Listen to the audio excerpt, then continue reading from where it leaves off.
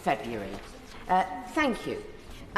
We now come to the backbench motion on the political situation and treatment of protesters in Iran. Bob Blackman to move. Thank you, Madam Deputy Speaker, and I beg to move the motion in my name and that of other honourable and right honourable members across the House. I would also draw attention to the e-petitions that have been submitted and are relevant to this motion as well, namely e-petition 623572 on maintaining sanctions and visa bans on people linked to the Iranian regime, and e-petition 623743, which calls on Parliament to cut diplomatic ties with Iran in support of the current nationwide uprisings. And I draw the House's attention to my entry in the Register of Interests.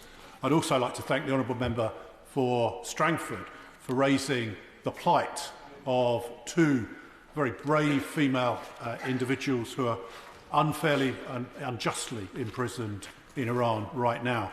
Unfortunately, they're not the only ones, as I will go on to describe. The House will obviously be aware of the horrific situation that's currently going on in Iran. In September of last year, a young 22-year-old girl was brutally murdered, and we should be clear here, she was murdered by authorities whilst in police custody. Her crime, such as it was described, was merely wearing her hijab in a manner which the regime deemed too loosely. After several urgent questions, which I'm grateful to the Speaker for granting, I'm grateful to have the opportunity for a more extensive debate to further urge the government to include Iran's Islamic Revolutionary Guard Corps on the list of prescribed terrorist organisations and work with international counterparts to ensure that further sanctions are placed on Iran without delay. I will give way. Honourable friend for giving way. According to Amnesty International, among the hundreds killed, there were at least 44 children who died after live ammunition fired at their heads, hearts and other vital organs. It's unimaginable on many levels. I know the honourable member will share my deep concern about children wounded or killed as a result of the political unrest. And does he agree that the UN fact-finding mission must be operationalised urgently to investigate? I thank the honourable member for her intervention, and she prejudges what I'm going to say a bit later on in my speech, if I may. But I absolutely agree with what she's had to say. Mahsa Amini's death has sparked a protest movement that remains extremely strong. 5 months after the event, it's ignited a voice of public anger and frustration with the Iranian diaspora taking to the streets literally all over the world to show their angst against the current regime and the IRGC in particular. The protests have been huge. Thousands of people from every walk of life, age and status have bravely taken to the streets in protest. But in particular, it has been women leading these protests against the unfair treatment that is meted out to them. Now, in a reaction to the protests, the regime has arrested more than 30,000 people, despite nearly all of them being peaceful protesters. They include men, women, students and children. So the suppression of speech against this regime is undemocratic and frankly dangerous. If I may it mimics the rise of the Nazis, and as a country must act before it reaches such levels. I'll give way to the honourable lady.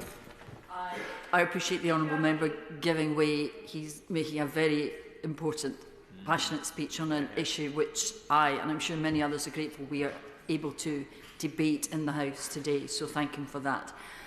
I wholeheartedly support what he's saying about the need for government support, but members of Parliament in other countries in the world are offering personal support in terms of sponsoring those who have been imprisoned or face execution.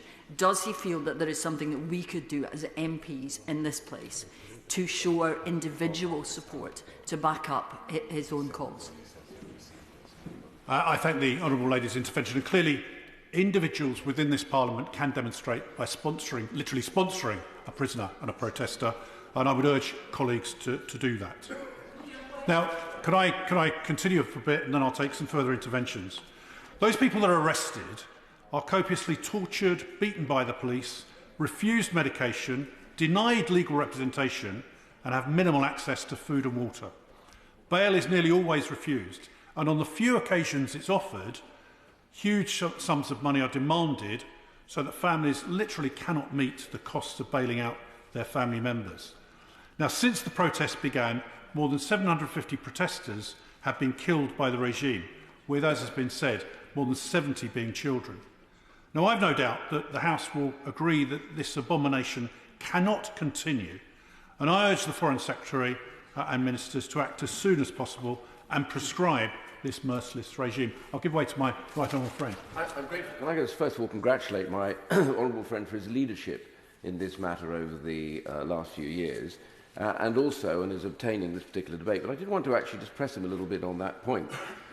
Can he please tell me why, when I'm co-chair of the APPG on Magnitsky sanctions, why, when the US and so many other countries have already now prescribed, sanctioned the Republican Guard in Iran, why it is that at the end of it all, the UK government, our government, still seems to be dragging its feet over what is clearly a required action when they are so heavily involved in the brutality and the murder of people taken there. Could you encourage the government maybe to move finally on this and do what they're supposed to do? I thank my right honourable friend for that intervention.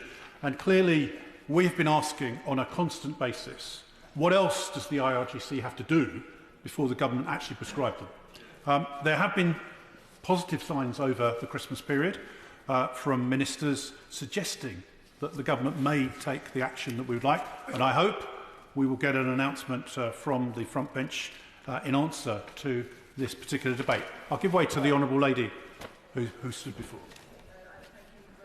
I congratulate him on securing the debate, and can I add my and the Liberal Democrat voices to the call for prescription. It's way past due, and he would have support from all sides of the House if the Minister chose to do that today at the dispatch box. We sincerely hope he does.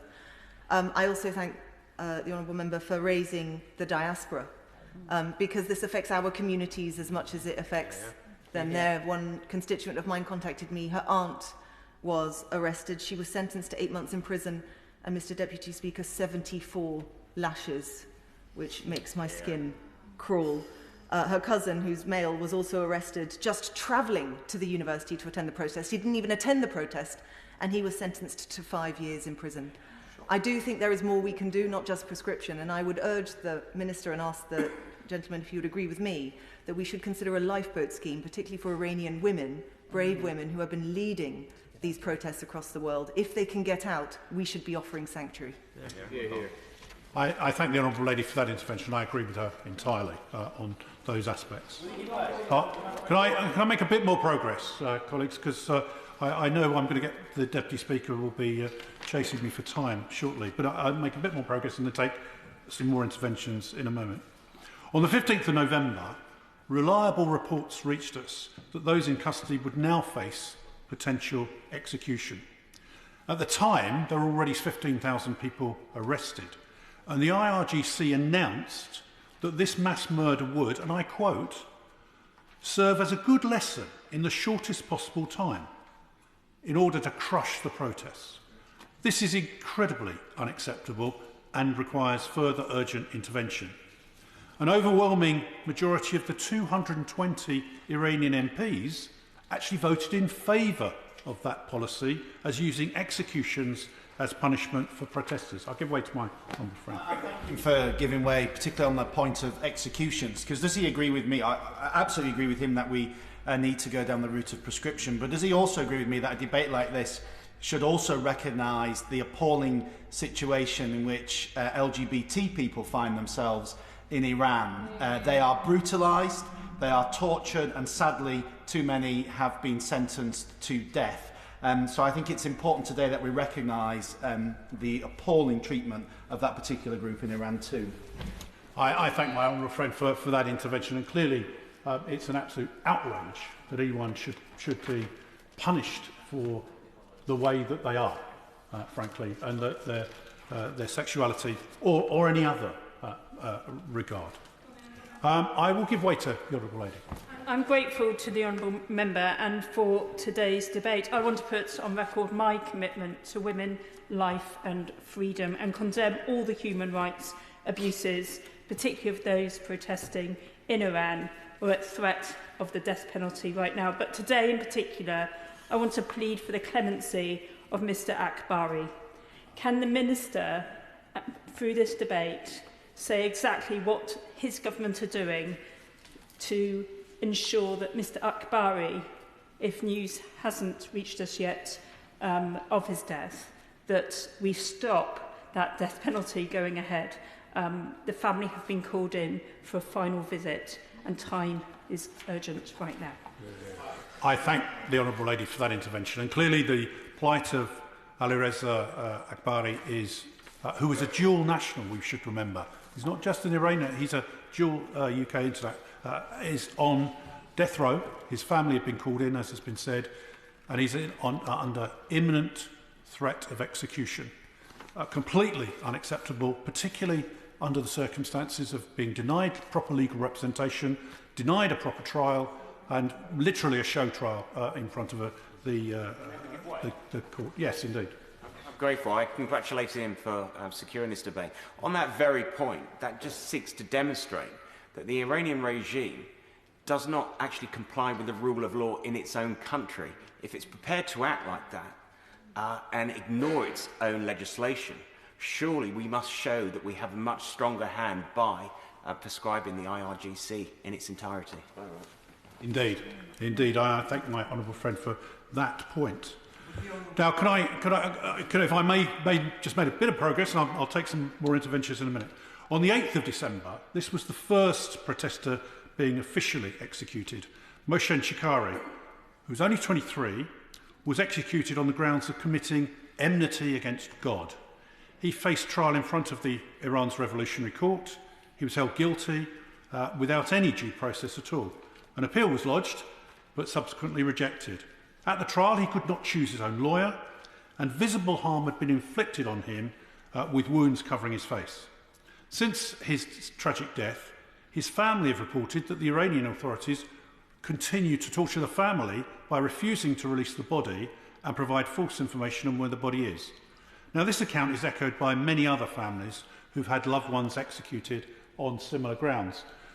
And only 4 days later, on the 12th of December, another 23-year-old protester, Majrzeri Ranavad, was brutally hanged in public. I'll give way to the right honourable gentleman. Very grateful to the honourable member for giving way, and I join others in congratulating him on securing this debate. In joining others in applauding the courage of those protesting in Iran, standing up for freedom, justice and for the right of women to dress as they wish, does the honourable gentleman agree that it is a sign of the threat that this brutal regime perceives, that is going to such lengths to murder people who have protested, to hold dual nationals hostage as a matter of state policy, and is going to great lengths to threaten journalists for simply wanting to do their job, which is to tell the world about what is going on in Iran at the moment? Indeed, I thank the right honourable gentleman for that intervention. Clearly, I think the whole House, would offer our admiration to the men and women who are demonstrating on the streets and their bravery in standing up to this undemocratic regime. And the key here is that the regime is becoming more and more desperate. It's quite clear. They show that this is a display of weakness, and the persistence of the protests surely shows that the regime is crumbling.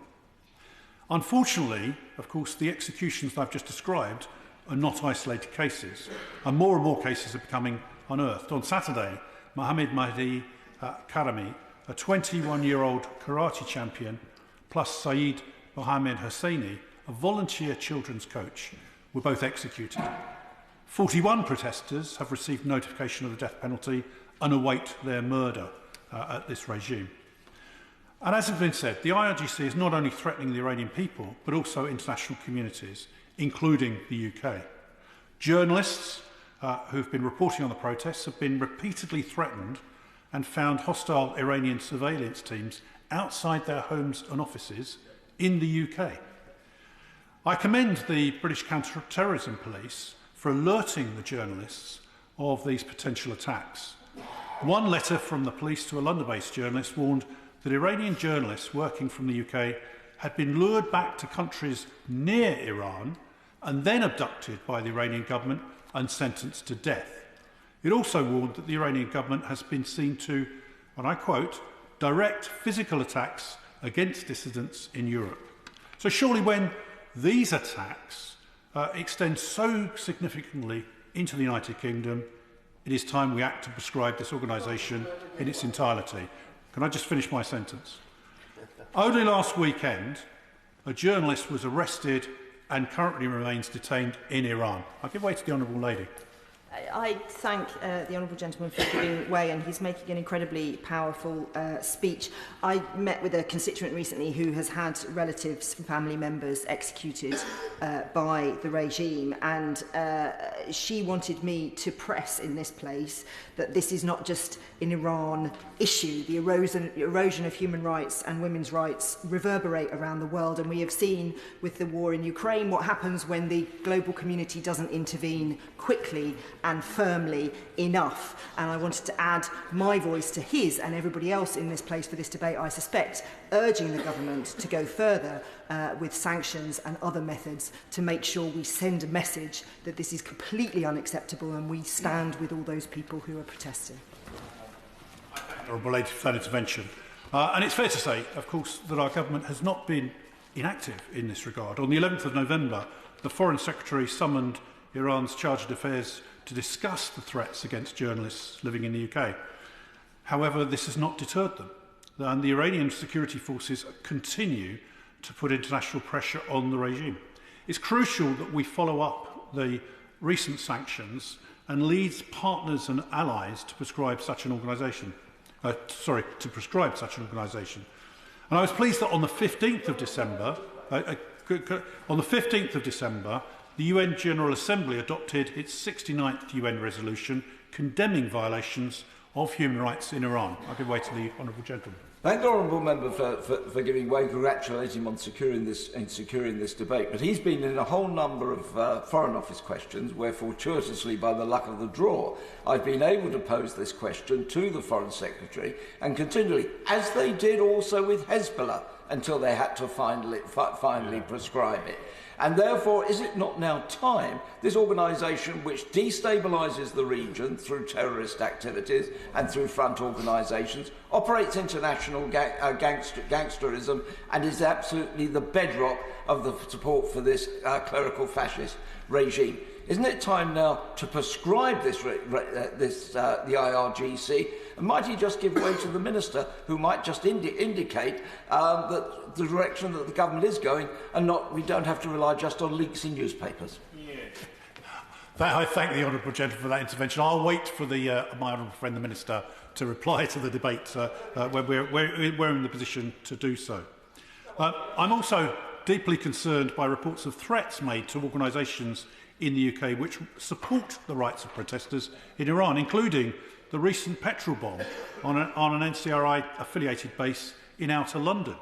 Thankfully, due to it being in the early hours of the morning, no one was inside the building, but the situation could have been extremely grave with loss of life as a result of the bomb. The mass murders by the IRGC are shocking, but perhaps not surprising. In 1988, the current president of Iran, President Raisi, was responsible for the prosecution of 30,000 political prisoners. All of them were executed. 90% of those were members and supporters of Iran's main opposition movement, the PMOI. This indicates that they'll have no qualms whatsoever in executing people who represent a threat to the regime. They've made clear that that's what they're going to do. And the 1988 massacre holds many similarities with today's uprising. That was, of course, rooted in a fundamental conflict between the people of Iran, who were demanding freedom, democracy and economic and social development after the overthrow of the Shah. The IRGC was created, funded and has armed a vast Middle Eastern network of terrorist groups, from Hezbollah in Lebanon to the Houthis in Yemen, all spreading war and violence against the region. Iran has supplied Hezbollah alone with some 150,000 missiles. These are regularly fired at innocent Israeli civilians. Hezbollah's bombing attack in Bulgaria during 2012 that killed 5 Israeli tourists and a Bulgarian led the EU to list the organisation's military wing as terrorists, while leaving the political arm of the organisation untouched. In creating this artificial distinction, which even Hezbollah itself rejected, the EU avoided banning the group in its entirety.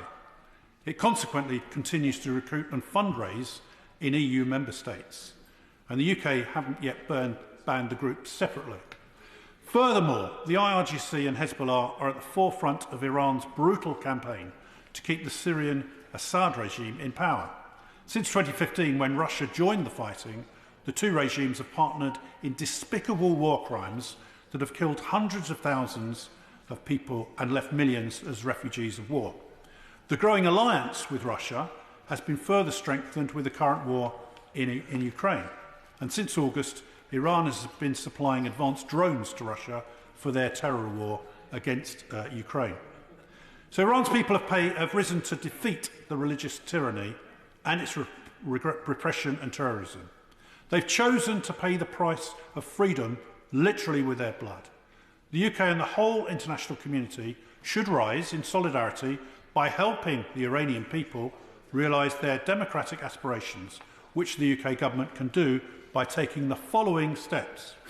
First, demanding that the Iranian regime immediately halts trials, convictions and executions of protesters in Iran. The UK government currently lags behind its European counterparts, who are even sponsoring individual protesters who are in prison today and at high risk of execution by the regime. We could follow their lead. Secondly, recognising the legitimacy of the fight of the Iranian people against the evil and terrorist forces of the IRGC and officially recognise the Iranian people's revolution to establish a republic based on democratic values. Thirdly, recognising that the people of Iran have a democratic alternative whose goals are enshrined in the 10-point plan articulated by Mrs. Maryam Rajavi, the President-elect of the NCRI, and support this Iranian solution as recommended by more than 230 cross-party members from both the House of Commons and the House of Lords in our joint statement in December 22. Fourthly, refer the regime's appalling dossier of systematic violations of human rights and crimes against humanity to the United Nations Security Council for adoption of binding and deterrent measures. The regime leaders must be brought to justice and end impunity and prevent the cycle of crime and terror. Also, prescribe the IRGC in its entirety to deny its funds and resources it needs to crush the nationwide uprising and export terrorism abroad. I will give way to the Honourable. If I may, I would add one additional suggestion, which is in response to every state murder of protesters, within 48 hours afterwards, the West, our allies, the UK, should impose specific sanctions because otherwise there is no direct response to stop each individual execution. And I'm sorry, Mr Deputy Speaker, just to go on for one moment. There is much discussion on Twitter and the television, my honourable friend, that you may be bleeding while giving this speech, which you are not. So I would just be helpful if you could clarify that you are in a fit state of health while giving this speech, given the discussions that we may be allowing you to debate while bleeding, which we would never allow in this House to happen to our good friend. I thank my honourable friend for that intervention, and clearly I'm going through a menu of issues that I want the government to follow. She's absolutely right, I'm not bleeding. I had an accident on Monday, which I'm very grateful to our wonderful people in the National Health Service for assisting me at the time. We need to further close the regime's embassy and all affiliated institutions, as well as expelling the diplomats and agents of the regime in the UK that provide support to violent repression of dissidents and activists in the UK. We need to widen sanctions to target the political leadership that's responsible for the conduct of the regime, the Supreme Leader, the President, the IRGC, and to everyone within the governing structure, and encouragement of others, in our allies, to do the same. Stop any form of negotiation and concessions to the criminal rulers of Iran. In view of the death sentences against protesters who have been detained during the current uprising, act immediately together with international partners to make sure the international fact-finding mission created by the United Nations Human Rights Council actually visits the prisons in Iran and speaks with the detained protesters and political prisoners as soon as possible. Jointly with our P3 allies, announce a definitive and permanent end to efforts to secure a nuclear deal. Iran's nuclear activity is merely a symptom. We should be tackling the disease, which is the regime itself. It's not good enough for us to say, as the United States has done, that the deal is not their focus right now. Iran's protesters want to see a harder line. Deterrence, rather than talks, is the appropriate posture. Now, Mr Deputy Speaker, as I come to the end of my speech, and I look forward to hearing colleagues and lots of powerful and robust arguments by colleagues, I leave you with one final thought. Iran is the country responsible for the second most executions each year, only behind China. They are responsible for the greatest tally of female executions in any country. It is high, and whatever your view of capital punishment, it cannot be acceptable that this position persists. It is high time that we work together to banish this unlawful regime, to protect innocent protesters and champion free democratic rights across the world, something that's often so easily taken by us for granted. To oppose the Iranian regime is not a political calculation anymore, it's a simple humanitarian choice. And I look forward to the contribution and answers, particularly from my honourable friend, the Minister, as the debate winds up. Question is as on the order paper. Lillian Greenwood. Thank you, Mr Deputy Speaker. All of us have watched in horror for more than 100 days as the Iranian regime has used extreme violence to suppress its own people, particularly women and young people who are expressing legitimate grievances and seeking a better future. As the Honourable Member for Harrow East set out in his very powerful opening remarks, Iranian women and girls have led nationwide protests following the death in police custody of 22-year-old Mahsa Amini after her arrest for allegedly failing to comply with Iran's draconian compulsory veiling laws. People in Nottingham have been deeply moved by the courage of the protesters and their rallying cry of woman, life, freedom. There have been weekly protests in Nottingham city centre, and I'm speaking today on behalf of many constituents, including those of Iranian heritage, who are calling on me, on this Parliament and on the UK Government to stand with the protesters and support their demands for their fundamental freedom to live their lives as they choose. I know that many honourable and right honourable members across this House stand in solidarity with those brave protesters challenging the abuses of the Iranian regime, and I'm proud that my front bench colleagues have consistently called on the government to bring forward new sanctions and to use all our diplomatic efforts to push for human rights to be upheld in Iran. I hope that... Yes, of course. Having another concern is the use of lethal force by Iranian authorities against oppressed ethnic minorities, such as the Kurds. Does the honourable member agree that the UK government should use any diplomatic means available to apply pressure on Iran to ensure that minorities in the country are not facing further discrimination and protest crackdowns? Wholehearted with the honourable lady. She makes a very important point about the way in which a number of human rights are under abuse in Iran. And I hope that when the Minister replies, he will set out how the government plans to hold the Iranian regime to account for its gross human rights violations, when the government plans to follow the US and other countries in formally proscribing the Islamic Revolutionary Guard Corps as a terrorist organisation, and what further targeted sanctions the government will be taking against the Iranian regime, in particular against the IRGC support bases on British soil. The latest reports from human rights groups indicate that more than 19,000 people have been arrested since September last year.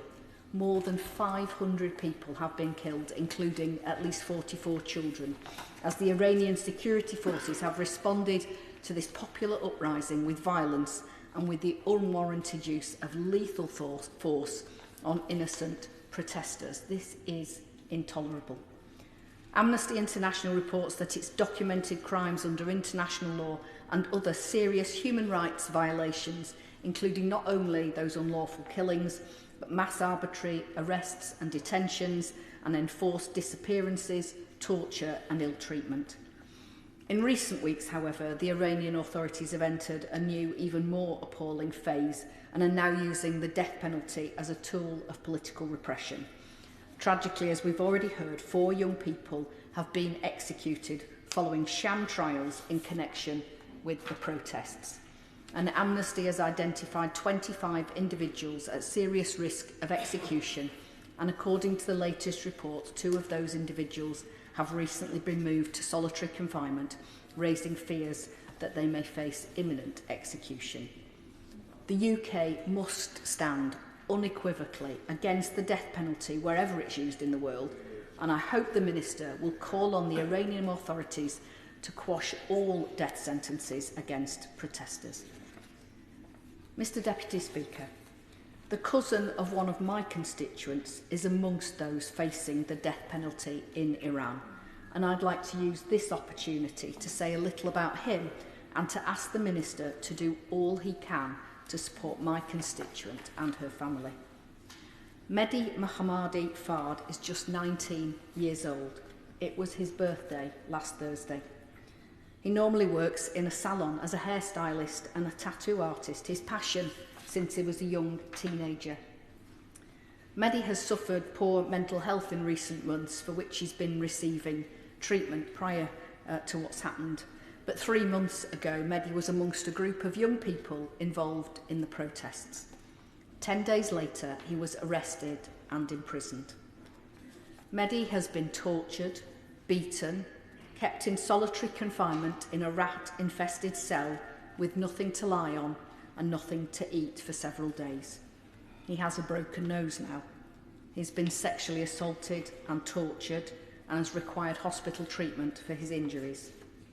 3 weeks ago, Mehdi was tried in court without legal representation.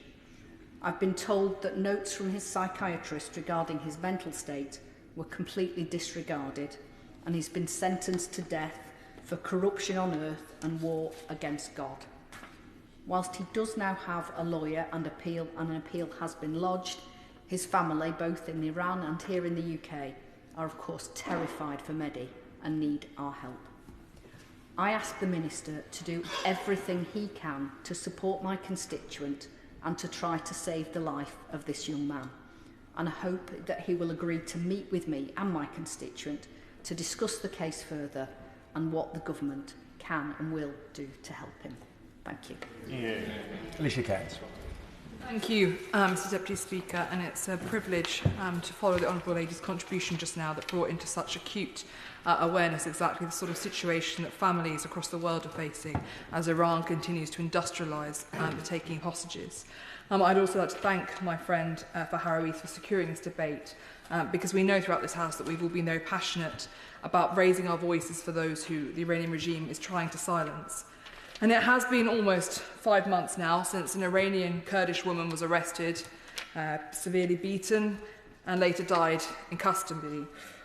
Mahsa Amini is a symbol for what so many women around the world face, and for what women across Iran have faced for too long, which is denial of their basic rights, subjugation, and the suggestion they do not deserve to be treated as even the most basic of human individual, that they are lesser, that they have no rights, and that anything can happen to them, and that men have the right to dole out punishments that they see fit for their own joy and their own fulfilment, because that is what this is, Mr Deputy Speaker. It is misogynism entrenched within an institution, within a government. It is the taking of joy in violence against women because we are lesser, and this is something we see across the world and something that we have to raise our voices against, and we in Britain can be a leading voice on this.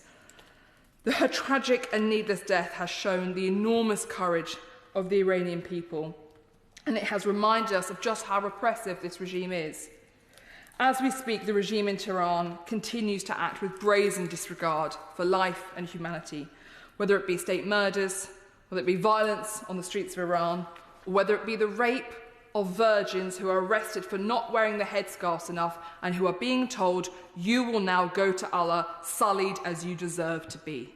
This is what is happening within Iranian prisons. And yet we have not sanctioned all of the prison guards within Evin prison. We have sanctioned former guards who are not there perpetrating the current crimes taking place, but not those within the prison now. And that is something that I would ask the Minister to urgently look at, because it is something that we can change and do overnight. The case of the British-Iranian dual national Ali Reza Akbari has also been raised. Last night we all heard that he was sentenced to death, and like all those who've spoken earlier, I hope that he's still alive and that can be changed. But the issue here is that Iran does not recognise British-Iranian dual nationals. Now, there are two questions as to why why his death sentence has been brought forward. He's been held for a long time. That is a traditional tactic of the Iranian regime, to hold people ready for when they need to use them. That is because the Iranians are sanctioned, as they should be, because they have very few cards left to play. So they hold our British nationals in prisons until they need to use them. So the question is the Iranian regime bringing forward this death sentence now because they want to prove their point that it is not the Iranian people rising up organically against a cruel and evil and repressive regime, but that it is the UK and the US and the West and the Israelis and all those awful people that are rising up and forcing a fake revolution within that country? So they could be doing it to make that point. They could also be doing it because this individual used to be a Deputy Defence Minister, and the individual for whom he was the Deputy is now head of he's General Secretary General of the National Security Council of Iran. Now, that individual has been the most moderate voice within the Iranian regime over the last few months, has been the most likely to call for moderate response, moderate behaviour and for dialogue. Is this a warning to him? We don't know. But either way, the result is the same, which is this individual, this British Iranian national, is being used as a hostage to negotiate and to get the Iranian what they need and the headlines that they need domestically, and it is absolutely wrong. And I echo the Foreign Secretary's statement that if Iran does not halt this, that there must be consequences. If he is killed, there must be sanctions. We must consider expelling the Chargé d'Affaires here in London, and we must consider recalling our ambassador. And I would ask the Minister, it would be helpful to receive an update on what progress our ambassador believes he is making in Tehran, because I understand that more often than not that it is better to keep someone on the ground for the small conversations that can take place, for the small support of civil society that can be provided, for the negotiations that need to take place, and for understanding the dynamics of what's really going on. But I question whether we have seen meaningful results from our embassy in Tehran over the last 5 months. And that is not a criticism of our ambassador and our diplomatic staff there, because what they are doing is impossible. But if they can have no meaningful effect, remaining there sends a message that we support continued relationship with the Iranian regime, and we have to question whether that is a message that we wish to send. Now, on the point about detaining hostages, this is something that Iran is doing en masse. There are 66 foreign and dual nationals that have been detained since 2010, 15 of which have definite links to the UK. We owe it to Nazanin Zaghari-Ratcliffe, to the Ashuri family, to end the Iranian regime's bartering of human lives. And for that, we need to decide whether we need a special envoy for hostage-taking or whether we need a multilateral response in some way, working with the Canadians under their leadership. And that is why the Foreign Affairs Committee is doing an inquiry into state hostage-taking. And I hope the results will be listened to carefully by the government. Now, it is clear that those responsible must be sanctioned. And while the regime continues to repress people within Iran, we must also look at their activities within the UK and the West and how that impacts on us. We heard last year from the head of MI5 that Iran has plotted the assassination and kidnapping of at least 10 British residents and has crossed over into launching terrorist attacks on British soil if they can. They have undertaken more assassinations in Western Europe in the last 5 years than any other country. And as my right honourable friend over there pointed out, we have the point that they are also intimidating British journalists. That is utterly unacceptable. So that then comes down to how we make ourselves more resilient to the Iranian state, and that is where the discussion of prescribing comes into play. Now, this is by no means a straightforward conversation, and I'd like to reflect on some advice that was given by Jonathan Hall, the government's terrorism advisor on this state, because there are challenges to prescribing the IRGC. I don't suggest it's easy, but they are not insurmountable. It all comes down to the application of the Terrorism Act 2000. So modern states have been responsible for the most lethal instances of terrorism. We know that from the Jacobins. It was first used around the French Revolution. Terrorism is a tactic that we know states use, and it is the most devastating form of action when states pursue terrorism. The enduring policy of the UK government is to treat terrorism by states as falling outside of the Terrorism Act 2000. But this appears to be a policy position rather than an interpretation of the Act, which is what I would suggest gives us some room for manoeuvre. The best illustration being the Salisbury attack by Russia in March 2018, where my honourable friend for Maidenhead was incredibly strong in her response, but the government was scrupulous in using it as a hostile state activity, and no counter-terrorism powers were used at all. There is no authoritative ruling by the courts on whether state terrorism can be included within the Terrorism Act, but the High Court in 2006 did suggest that words taken by themselves were broad enough to cover all lawful acts of war, but it was a misconception of definition for acts by some states to fall within it. So the effect of prescribing the IRGC would be to accept that, contrary to our long-standing policy position, that state forces and therefore states can be concerned in terrorism within the Terrorism Act 2000. Now that requires great consideration, because essentially we have to bring within that proposition that when a state force uses or threatens violence, they normally comply with the laws of war, known as the international humanitarian law, and that we therefore have to say that the activities of the IRGC fall outside of that definition, and that such activity therefore falls outside the definition of terrorism. Now, I suggest that the House is probably united in believing that the IRGC's actions just fall out of international humanitarian law. So it follows, therefore, that if the IRGC were prescribed on the basis that its violence amounts to terrorism, the argument would be that acts of violence carried out by friendly state forces, any European partner could be named, and not terrorism, because they do and are carried out in accordance with international humanitarian law. So my argument would be that I recognise that ministers may be receiving all sorts of complex legal guidance from civil servants, but it has been a policy decision, not a legal decision so far, not to prescribe. And although there are profound implications to this decision, state forces are capable of being concerned in terrorism, and so the question is more how the definition of terrorism applies to other state forces. We will have to address that at the risk of upsetting the meaning of terrorism in domestic law, but I would argue it is absolutely the right thing to do.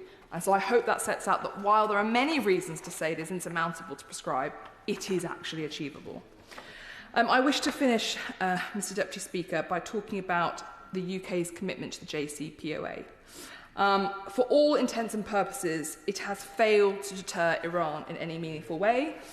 They have enriched uranium, they are progressing their development of nuclear weapons. All it now falls essentially for them to do is to work out how to put the uranium into a mobile weapon system that they can therefore move and deploy, which is not easy, but they have come a long way in their progress. And that is because progress is frozen, and you might as well say the JCPOA is dead. Now, I get quite frustrated when I hear politicians say that JCPOA is dead, because my question then is, well, what do we do next? In what way is it dead? Where do we go from here? And that's one of the challenges. So if the JCPOA is dead, then Britain has to seize the initiative with our allies and come up with a new format that rightly calls out human rights abuses alongside nuclear proliferation, and make sure that we find a new way forward. But the system currently is not working. There is also an additional problem that whilst the government helpfully confirmed over Christmas that the IRGC is sanctioned in its entirety, it is only sanctioned within the context of the JCPOA, and that expires in October, which means that from October, the IRGC will no longer be sanctioned in British law. And there, I would suggest, given the length of time it takes to do sanctions, that we need to start action now, Mr Deputy Speaker, if we are to make sure that in October we do not end up with the IRGC no longer being sanctioned by the British government.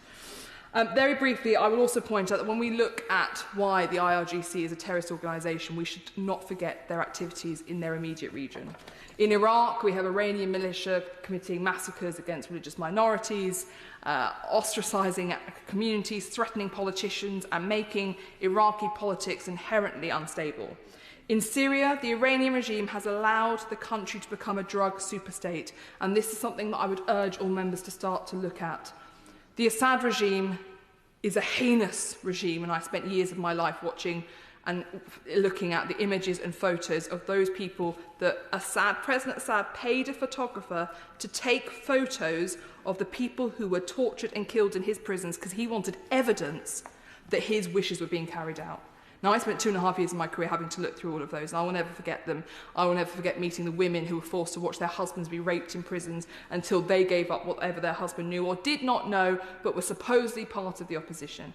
The Iranian regime is part of the reason why Assad is still in power, and no, it was never the intention of the government to bring down Assad. I never heard that sentence uttered once in my time working there. But did we think that he could not bring peace or stability or freedom to the people of Syria? Absolutely. But Iran has now turned Syria into a drug superstate. Category A drugs, especially things like fentanyl, are being produced en masse. Those will make their way to British shores. They may only be in Lebanon and Jordan and Israel and neighbouring countries at the moment. They will come to Britain if we do not recognise that our Indo-Pacific tilt cannot mean that we forget the Middle East. We have historic commitments and promises that we have made to those communities, and our recent recommendations for the review, the integrated review from the Foreign Affairs Committee, makes clear that the Middle East has to be a priority. In Lebanon, they are destabilising en masse. We now have cholera outbreaks and all sorts of appalling fragilities in that country that shouldn't be there, and Hezbollah and Hamas continue to be stood up by Iran. So I would argue, Mr Deputy Speaker, that Iran is a terrorist regime, whether it be their activities at home, whether it be their activities in Europe, their activities in the UK, or their activities in their region, and we have to take action. But President Obama's greatest regret from his time as president was not standing up for the Green Revolution and for listening to his civil servants when they said, if you raise your voice to the protesters, it gives the Iranian regime more evidence that this is an American plot. We cannot listen to that advice again. We must heed his warning, and that is why we need sanctions after every single state murder, why we must consider recalling our ambassador, we must reconsider whether or not we are having any meaningful impact in Iran, and we must make sure we look at a new international multilateral effort to prevent nuclear war coming to the Middle East and allowing this terrorist state to get those powers. Thank you, Mr Deputy Speaker. Thank you, Mr Deputy Speaker, and it's a pleasure to follow the Select Committee Chair who speaks with such passion and authority on what's a very displeasurable subject that we're considering today. The wave of popular uprisings that have erupted across Iran have woken up the world to its top-down totalitarian regime at its most inhumane. At the start of last autumn, Mahsa Amini was not a household name. But in the aftermath of her supposed death in custody for miswearing a hijab, this 22-year-old has become the rallying cause behind a surge of popular protest. They're often young, often women, publicly removing their enforced headscarves and setting them alight, chanting for freedom, cutting their hair in defiance of a brutal, theocratic regime. But men, too, have taken to the streets. It's not just women. And although they're often just teenagers, this is a movement that cuts across gender, across generation and class. And the regime's response? Violent crackdown, more bloody suppression, killing, sham trials, and barbaric public executions, 4 since December alone, 2 this weekend alone. Over 100 at imminent risk of execution, plus routine censorship, monitoring, and poverty, to the point that lack of water is a concern. Predictably, the gas and oil profits that go to that country do not reach the people. Recent mobilisations have reverberated with solidarity protests across continents. And my seat has amassed the fourth highest number of signatures behind those 2 petitions that launched this debate. And on home turf, Ealing, by 2021 census figures, ranks 4th highest of all UK local authorities for population born in Iran, and 4th highest, there's a pattern here, isn't there, of Iranian passport holders.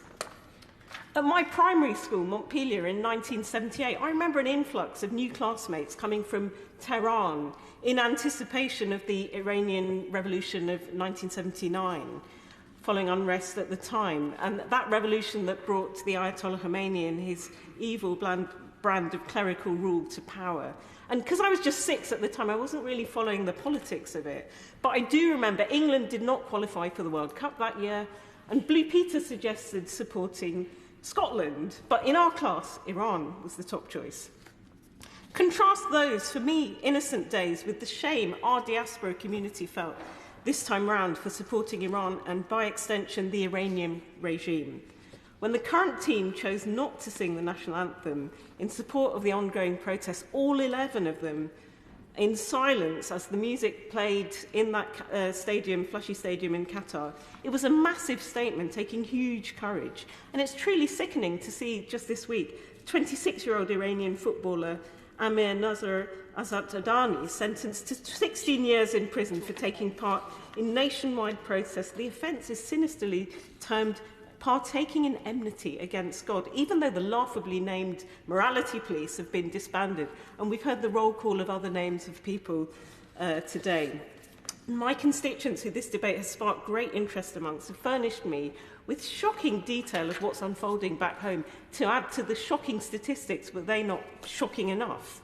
So 4 months after the killing of Mahsa Amini, it's estimated 516 protesters have been killed in anti-government protests in Iran, many more maimed and tortured. Human rights activists HRANA say the dead include 70 children, and approximately 70% of the population in Iran are under the age of 30.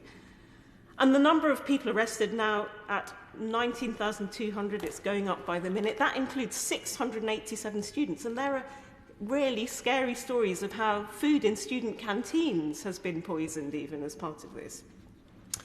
A lady in Ealing told me, "My own cousin was abducted, blindfolded, with her hands and feet tied, thrown in a van and taken to an unknown location, all for chanting the word freedom. She's 25 and was beaten so severely, then thrown off from the van. She was so distorted she had no idea where she was. It took my family 24 hours to locate her. However, we're extremely lucky that she was not raped or killed." My cousins have to burn things like paper or clothing to be able to breathe in order to cancel out the gases that the regime releases in order to deter protesters. Another, who's actually ex-Montpellier Primary, as am I, although she's a lot younger than me, like everyone seems to be nowadays.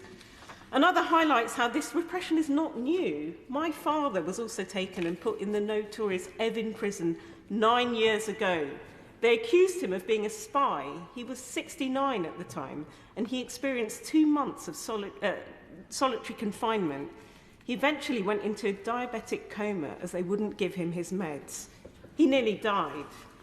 Others describe how minority populations, such as the Iranian Kurds and another one from Balochistan, are even further at the sharp end of this brutal tyranny. The Iranian regime does all it can to suppress protests and quell news of it spreading by cutting the internet and spreading a campaign of disinformation on state and social media. And while it's reassuring to see our Foreign Secretary summoned Iran's most senior diplomat after the regime executed 2 more protesters only this weekend, after what the UN labelled unfair trials based on forced confessions, widespread international condemnation, including from the EU and numerous nation-states, must be matched with concrete action. We've had a lot of suggestions today. Why should women have men dictate what they do or do not wear, putting them in fear of violent reprisals? A signatory of international treaties which grant citizens, that includes women, that includes children. Iran is a signatory to conventions on the rights of children. Given the age of these protesters, these treaties that they've signed up to ensure basic rights and freedoms. The authorities have an obligation to respect freedom of expression and belief. Instead, it has hijacked a peaceful global religion with its twisted Shia sectarian anti-Western worldview, and it calls itself Islamic Republic. So what can and should we do to support the Iranian people fighting for freedom? One Iranian-born woman who came to my advice surgery the other day was asking, why is my adopted country staying silent and harbouring criminals? Well, I mean, we've not exactly stayed silent, but we could do better. This House should express its solidarity with the Women, Life, Freedom movement. There are 5 steps it could take immediately, relatively easily. Number 1, the Prime Minister must condemn the executions. We're talking about the death penalty here. We need to stop the executions. And I'd be curious to know from the Minister, we should be looking into this notion of members of this House acting as political sponsors. I think we've all had emails. I'm unsure how that works. I'd like to hear from the Minister what the exact mechanics of that are. But to act as political sponsors of those facing execution and imprisonment for exercising their right to peaceful protest. following bogus trials. Number two, if we're not yet banning it, Number two, yes, we should designate, obviously, the Revolutionary Guard, the IRGC, as a terrorist organisation. They've done it in the US, France, Canada, Australia, New Zealand. These are all allies of ours. And thirdly, there's something we can do even before banning it. We could extend sanctions to go beyond named IRGC regime officials and extend to their close family members. It's an open secret that many of the regime's family members and oligarchs live, have property and or assets, and operate businesses in the UK. And we saw Magnitsky-style sanctions come into action very quickly after the invasion of Ukraine. The same sort of thing should be happening here. The Met Police and the NCA could, between them, set up a unit to identify who these people are and seize their assets. Fourthly, we must stop supplying anti-riot equipment directly or indirectly to the Iranian regime. It's a matter of shame that there's solid evidence that tear gas made in the UK has been used against protesters despite sanctions. Shocking. Number five, my honourable friend, he's gone now, but a long-time Ealing councillor he was, the member for Leeds Central, did talk about the media. We must stop the closure of BBC Persian service at this critical moment where it's needed now more than ever. I mean, for Iranians, it's the only independent media source out there. It just seems unbelievable. It's putting hundreds of jobs at risk, and it's due to have the plug pulled this April, despite 18 million regular users, as Iran, we've heard, shuts down the internet and imprisons journalists on spurious charges of terrorism, such as the two brave women who broke the Mahsa Amini story. They want to curtail information flow. We cannot allow that to happen. Rosa Parks, Emmeline Pankhurst, these women's names are inscribed onto our history. The struggles that they fought led to action. Let Mahsa Amini's death be the start of a different, new Iranian revolution towards freedom, justice, and democracy. It is time for Zan, Zendegi, Azadi, woman, life, freedom. David Jones. Thank you, Mr. Deputy Speaker, and may I also congratulate my honourable friend, the member for Harrow East, for securing this important debate, and also thank the Backbench Business Committee for facilitating it. And it's no exaggeration to say, Mr. Speaker, that Iran is currently on a knife edge. The protests are growing in intensity, and sadly, the response of the Iranian regime's forces is growing also in equally savagery, with equal savagery. As we've heard, the protests stem from the death of Mahsa Amini, a 22-year-old Kurdish woman who was arrested on the spurious charge of malveiling, of not wearing her hijab properly in the eyes of a member of the morality police. She was arrested. She was taken into custody. She was, by all accounts, treated brutally, and she died of skull injuries. And it's unsurprising that even in a deeply conservative Muslim state, such an event should give rise to such revulsion. But the popular reaction in Iran to Mahsa's death has been nothing short of extraordinary. Huge waves of anti-government protests right across the country. By the 28th of December, it was calculated that the uprising had spread to over 280 towns and cities across Iran in all 31 provinces of the country. People have taken to the streets, many of them chanting anti-government slogans, which in itself is also remarkable, given the regime's notorious sensitivity to even the mildest criticism. And it is really impossible to overstate what is going on at the moment. Similarly, Mr. Deputy Speaker, the response of the security forces has been savage in the extreme. People are losing their lives. And it's estimated that in the past 4 months, the security forces have killed more than 750 demonstrators, over 70 of whom were young people under the age of 18. So far, over 600 individuals killed in the protests have been identified by the principal opposition group, the People's Mujahideen Organization of Iran, the PMOI, which also estimates that over 30,000 protesters have been detained. And the regime is executing those protesters. So far, around 40 of them have been sentenced to death, most of them, as we've already heard, on the extraordinary charge of waging war on God. Two young men, Mohsen Shakari and Majid Reza Ranavad, were hanged in December, and just a few days ago, Mohammed Mahdi Karami, aged only 22, and Syed Mohammed Hosseini, aged 39, were also executed. The UN Human Rights Office has quite properly condemned the execution, saying, as the Honourable Lady, the member for Ealing Central, has pointed out, that they followed unfair trials based on false confessions. And even as we speak here today, a 22-year-old young man, Mohammed Gobadlu, and several others are awaiting the sentence of death, awaiting the execution of the sentence of death. Mr. Gobadlu was sentenced to death for spreading corruption on earth. And according to Amnesty International, the prosecution relied on torture-based evidence, a confession that was relied upon to convict him of running over officials with a car, killing one of them. Families of the protesters awaiting execution have staged protests outside the prison in which they're being held. And they continue to protest even though the security forces fire shots in the air in an attempt to disperse them. There is no doubt, Mr. Deputy Speaker, that these are exceptionally brave people, willing to risk their lives to protest against the regime. And despite the harshness of the regime's response, they remain undeterred.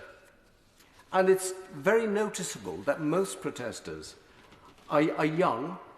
Many of them are women, and they come from all backgrounds: university and high school students, bazaar traders, manual workers, intellectuals, people of all ethnic backgrounds, people of different social classes. Thousands upon thousands of them continue to take to the streets, calling for the downfall of the regime and its leaders.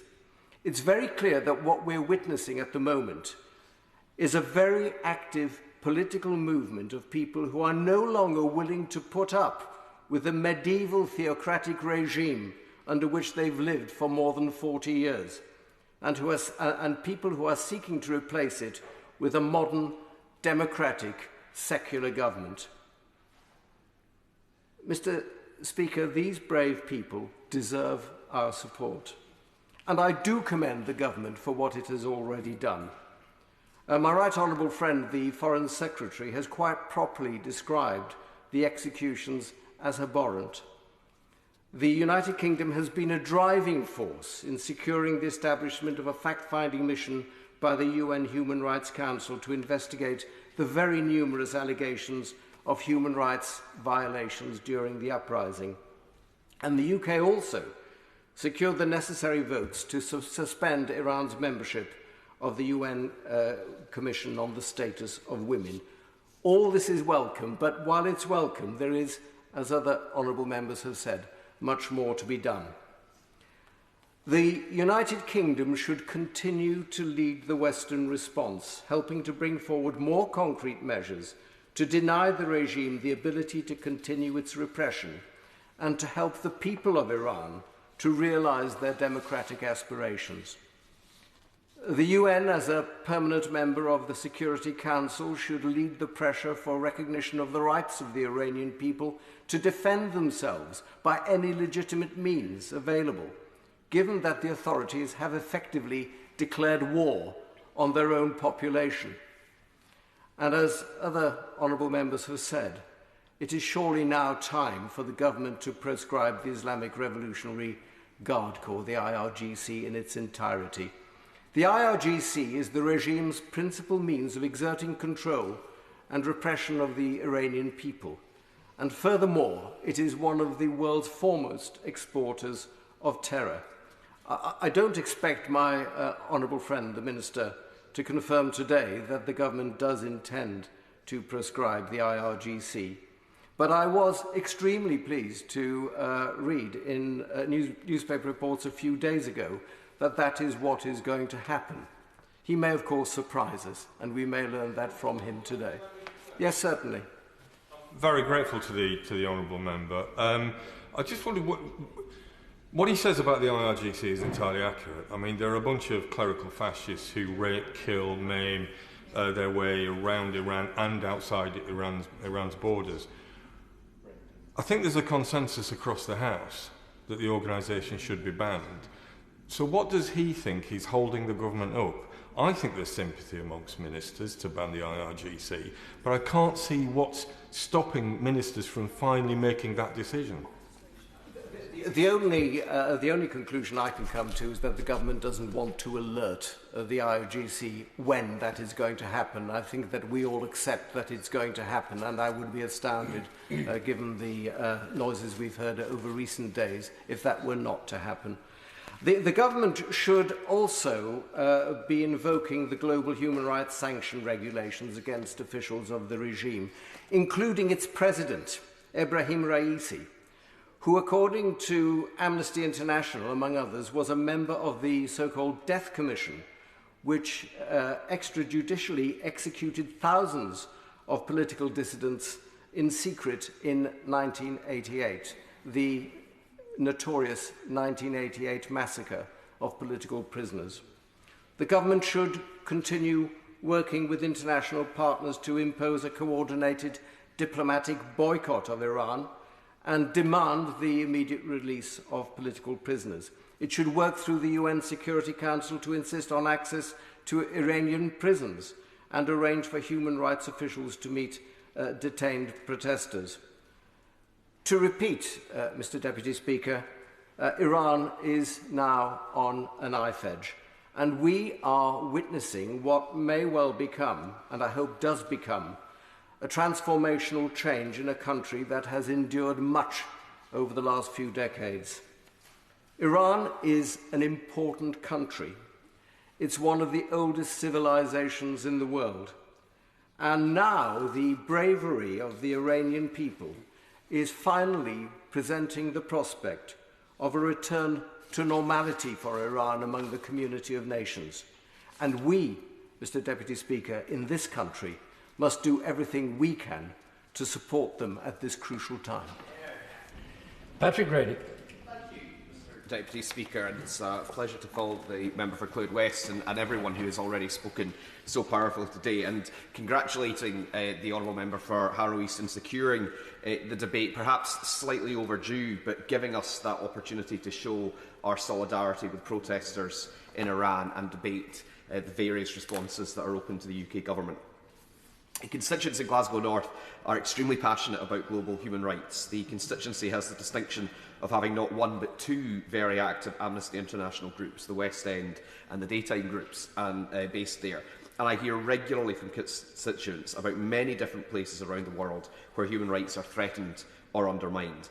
And many have been in touch recently about the situation in Iran. The honourable member, in opening, mentioned the two e-petitions, over 130 signatures from residents of Glasgow North to those petitions have been recorded on the Parliament's e-petition site. And I've also heard, as many others have spoken about today already, first-hand testimony from constituents who are from Iran and who still have family there. Testimony that is both distressing and inspiring about the reality of the oppression on the ground and the determination of protesters to bring about change. As we've heard from other members, it's difficult to overstate the brutality of the regime in Iran in response to the protests. The story of Dr. Aida Rostami is a particularly shocking example. She was treating protesters in the western districts of Tehran, not necessarily protesting herself, but delivering first aid and medical care to people who had been injured by security forces during the demonstrations. and on the 12th of December, she disappeared from her place of work, a hospital, and the next day, her dead body was returned to her family, showing signs of torture. Now, the Iranian authorities may claim otherwise, but her family, her friends, and international experts believe that she was murdered.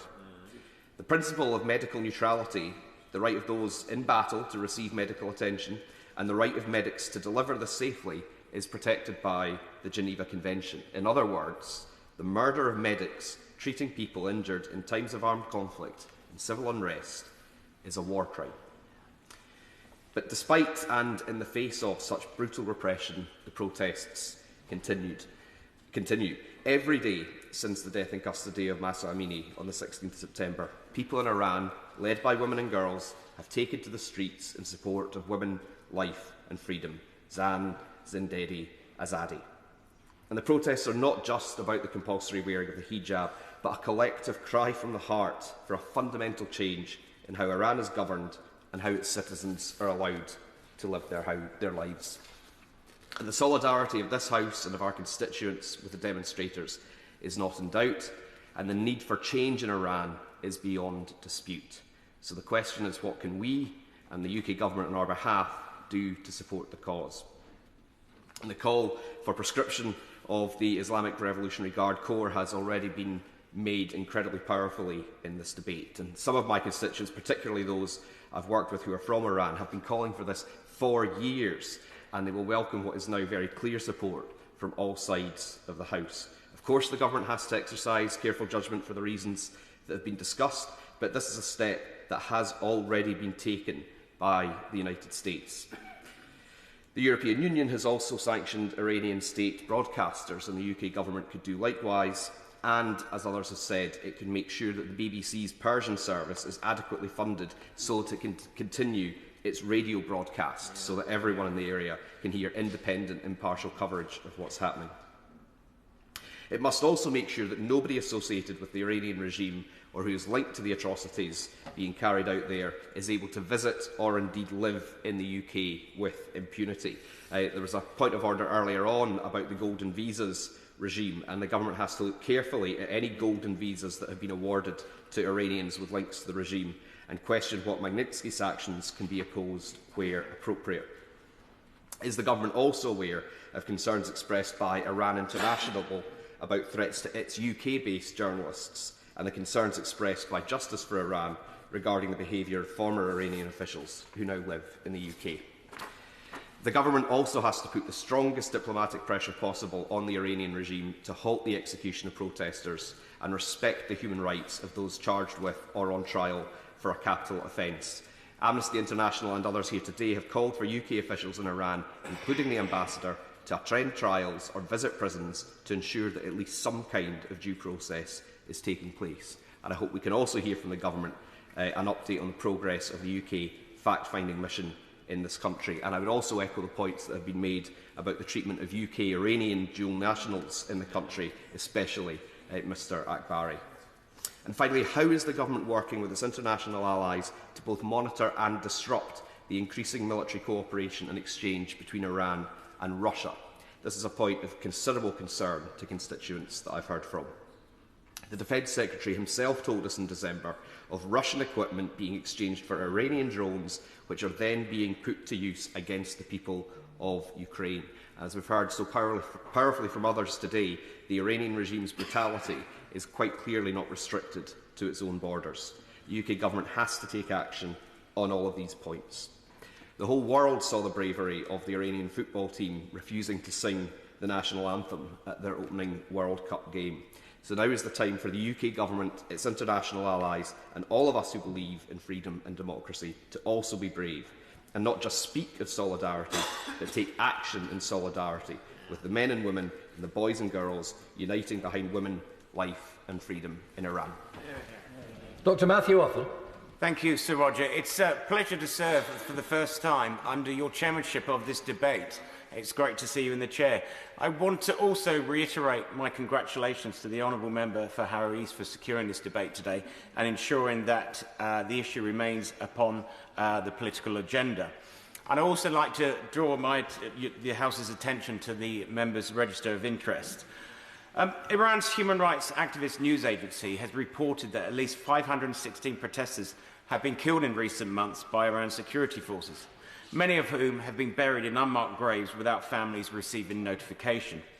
Estimates have reached as high as 30,000 people arrested by the Iranian security forces, with thousands of families unable to contact loved ones who have gone missing and presumed to be in jail, while many people, especially women, are opposing conditions being imposed by so-called morality police.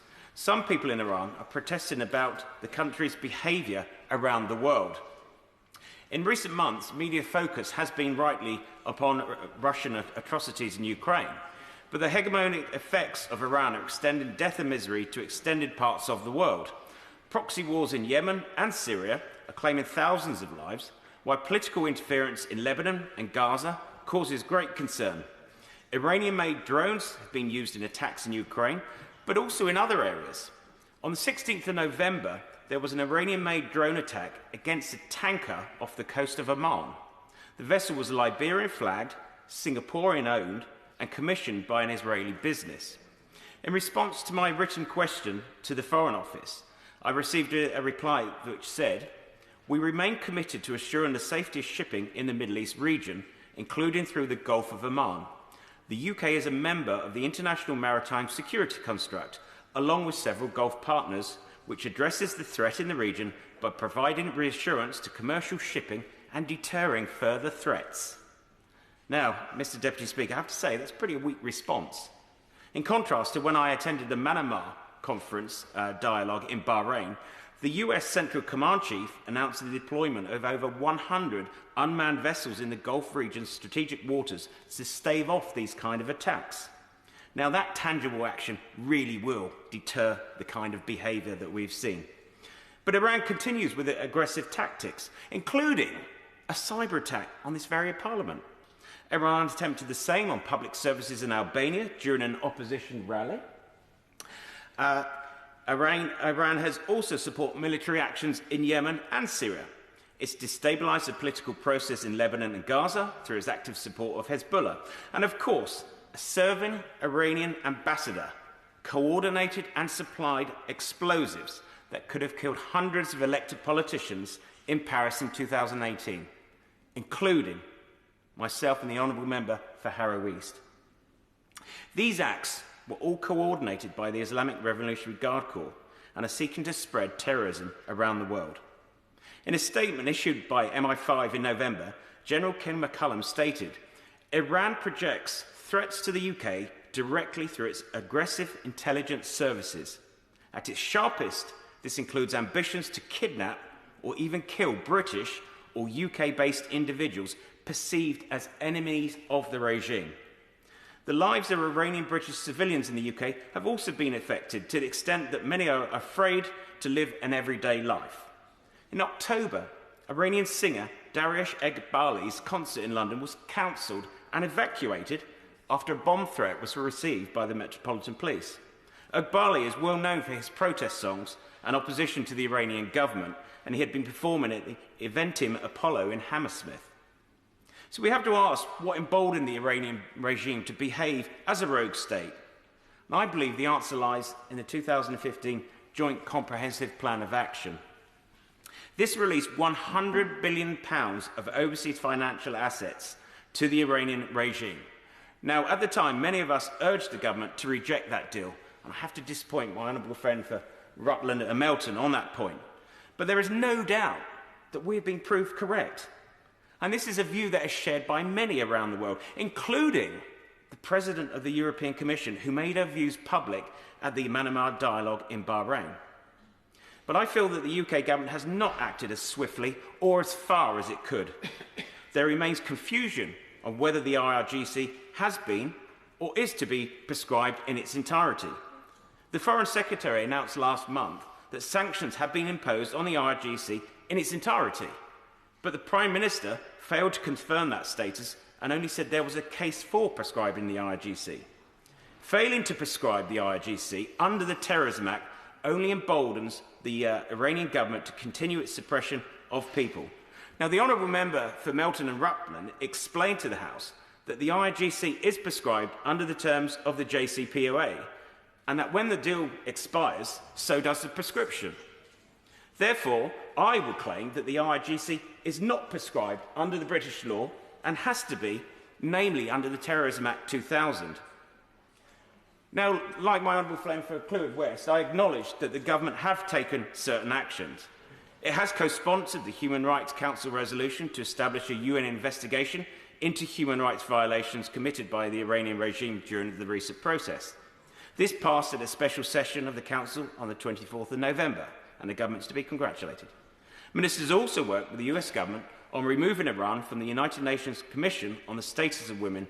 That was also achieved on the 14th of December. But we need further action. I want to see a cutting of all political ties and no further negotiations with the Islamic regime of Iran. I want to see the termination of the Joint Comprehensive Plan of Action in its entirety. I want to see the invoking of the snapback sanction mechanisms under the UN Security Council Resolution 2231.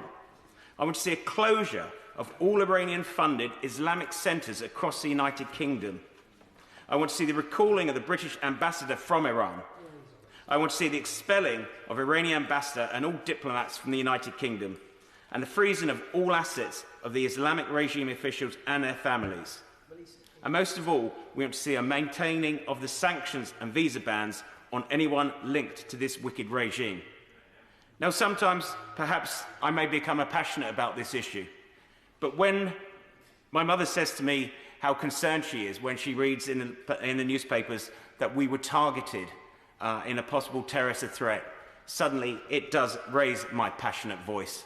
And so I do hope that the government not only continue to protect our peoples, but also protect our members of parliament who are undergoing their daily business, representing their constituents. I have the largest Iranian-born community in the United Kingdom, as we go about to defend their interests around the world and their families, some who remain in Iran and some who continue to face danger on a daily basis. And for that reason alone, I would ask the government, particularly, to prescribe the IRGC in its entirety. Thank you. Kerry McCarthy. Thank you, Sir Roger. It's a pleasure to follow the Honourable Member for Hendon. I hadn't realised that he'd undergone that experience and appreciate the passion with which he speaks. I also congratulate the Honourable Member from Harrow for securing this debate. We have heard devastating accounts today of Iranians subjected to brutality. Brutality not just at the hands of the Islamic Revolutionary Guard, but also the Iranian justice system, tortured into submission, coerced into confession. We have a responsibility to those being held in jail, awaiting trial or sentence or even execution, that their cries for help do not go unheard. And I think it's been an excellent debate today, and we just have to hope that in some small way, the fact that we are here speaking does make some difference. I thought particularly the speech by my honourable friend from Nottingham South about her constituent's cousin, this young man, Mehdi, that was being held. It was just so, it really brought home to me, that these are real lives that are at stake, and even if we can save the lives of a few of them by speaking out today, it's got to be worthwhile. Some others have mentioned that image of the Iranian men's football team refusing to sing the national anthem in their World Cup game with England, and that was an incredibly powerful statement. The way they stood united in defiance with the women of Iran in the stands watching the game and at home. Their gesture would have been seen far and wide during the most watched sporting event in the world. Yet back at home, the authorities in Iran appear oblivious of the world's gaze. I think there was mention of the former Iranian footballer Amir Nasir Azadani, who was sentenced to 26 years in prison this week for taking part in the November protests. Standing up for basic women's rights was deemed tantamount to waging war on God by the court. But actually, comparatively, Amir got off lightly. The two men sentenced alongside him were executed. The regime is no stranger to the death penalty. 314 people were executed in 2021 for various offences, and I'm sure most people, I would hope everyone in this place, stands united in their opposition to the death penalty, no matter what the circumstances are. But the scale and precision of these verdicts suggests that something more deliberate, more sinister than what we've seen previously in the use of the death penalty in Iran is now happening here. These executions are being used as yet another tool of oppression, used to silence people, to instill fear, and to stop any expression of dissent. By adopting a very liberal definition now of which acts warrant the death penalty, the Islamic Republic of Iran is now bent on delivering illiberal justice. There's no transparency in the court proceedings. It is simply a case of revenge and retribution by the Iranian authorities. There's been some discussion, I think it was very well-informed discussions by others about the whether we should prescribe the Islamic Revolutionary Guard Corps as a terrorist organisation. I would certainly join calls for the government to follow suit. I thought it was very interesting what the chair of the Select Committee had to say about this being a policy position, not a legal one. I also noted what the Honourable Member for Hendon said. I really hope that we can get some clarity from the Minister in his summing up as to exactly what we are able to do, and that he takes the strongest possible action. And also in response to the points raised about sanctions running out and what we can do on sanctions, certainly want to hear more on that. Those who have protested peacefully since the killing of Mahsa Amini and continue to bravely speak out despite the risk to their safety have my admiration and full solidarity. It was so inspiring to see young schoolgirls leading the push for change under the rallying call of Women, Life, Freedom. The sanctions and asset freezes outlined by the Foreign Office in response to the violent crackdown are welcome, but the absolute priority now falls, as I said, on stopping the scheduled executions. The Foreign Secretary said back in December, we are not passive observers, and we should not merely voice our feelings. We will use our country's leverage to make a difference. Why then did the BBC report on Tuesday that the Foreign Secretary hasn't directly spoken to Iran's Charge d'Affaires, Mehdi Hosseini Matin, despite instructing the Foreign Office to summon him 4 times? I appreciate the signal that summoning an official sends, but isn't it time that we sent an even stronger signal?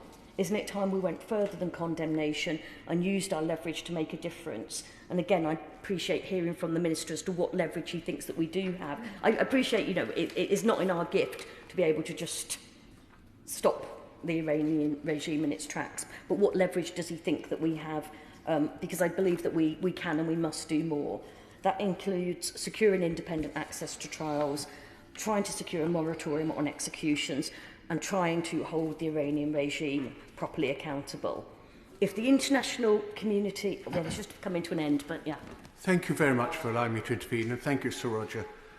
What can we do is the key question, and the answer to that is not very much, honestly. But what we can do is make one hell of a noise internationally about what's happening in the UN, in every avenue we can use, because this is absolutely appalling what is happening in Iran. So what can we do? Make one hell of a lot of noise about it. I thank the Honourable Member for his intervention, and I was for 4 years in the Shadow Foreign Affairs team with the Human Rights Brief, and I must admit that I often felt that I was taking part in lots of debates where there was a lot of hand-wringing and expressing absolute horror at what was going on in some of the countries that we were talking about during that period. And it did often feel so frustrating and just sort of futile to be standing up talking about these issues when, and maybe a certain sense of impotence in terms of what we can achieve. But I think he is right to say that we shouldn't let that sort of sense hold us back from speaking out, because it is that joining of voices. It might not make an immediate difference now, but we have to continue doing it. We have to continue speaking out in the hope that one day at least it will make a difference.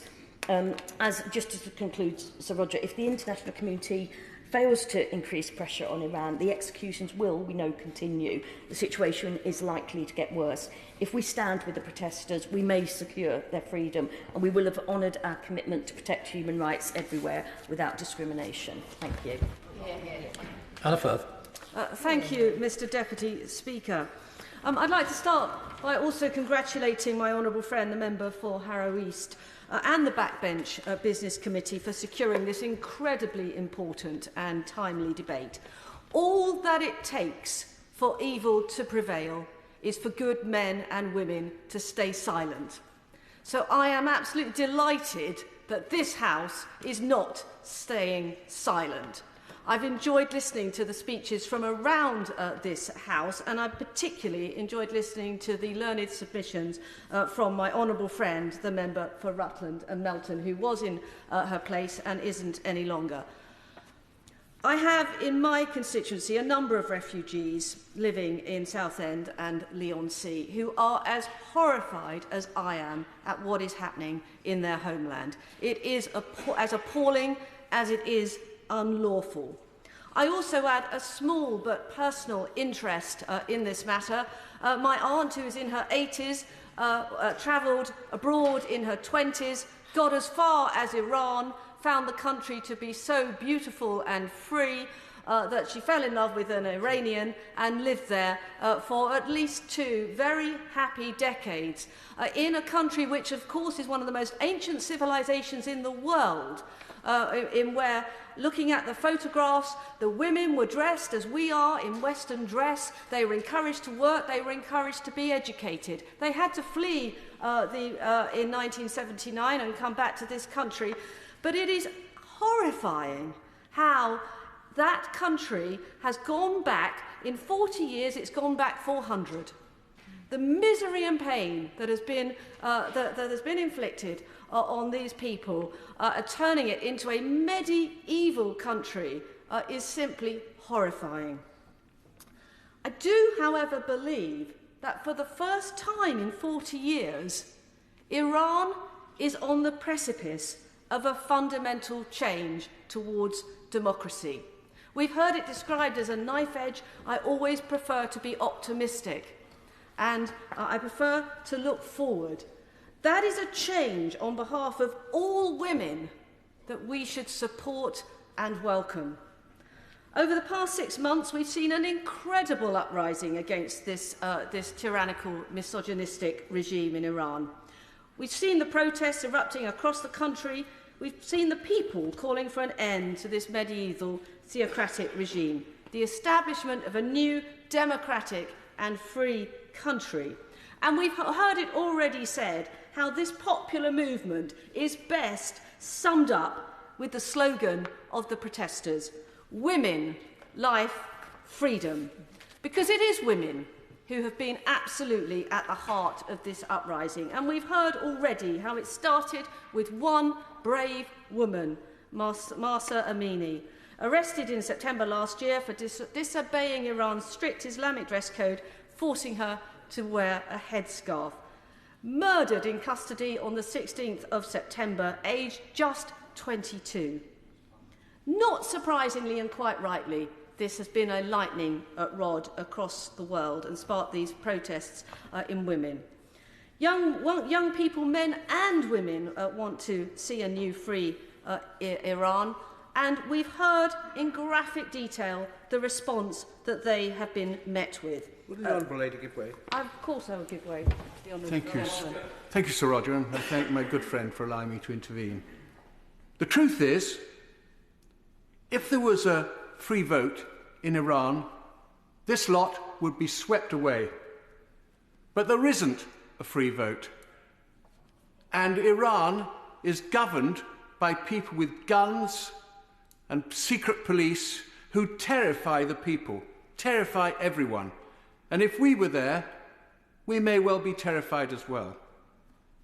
The fact of the matter is we may well be on a tipping point, but we've been on a tipping point in Iran for at least 10 years, and nothing's happened, because these people have got such a grip on the people of Iran, and it's such a shame. And for goodness sake, please God, somehow get that tipping point over and let us have freedom for everyone in Iran, because it is a wonderful country. I thank the honourable gentleman for that intervention, and he sums up perfectly what is needed and how important it is that we now, in this place, encourage the government to get over that tipping point and to take meaningful action. Because the brutality that has been meted out on these brave protesters since September is just appalling. Over 19,200 have been detained. Nearly 20,000 people detained for doing nothing more than exercising the basic human rights that we in the Western world take completely for granted. 500 have been killed. I mean, these figures are just unbelievable.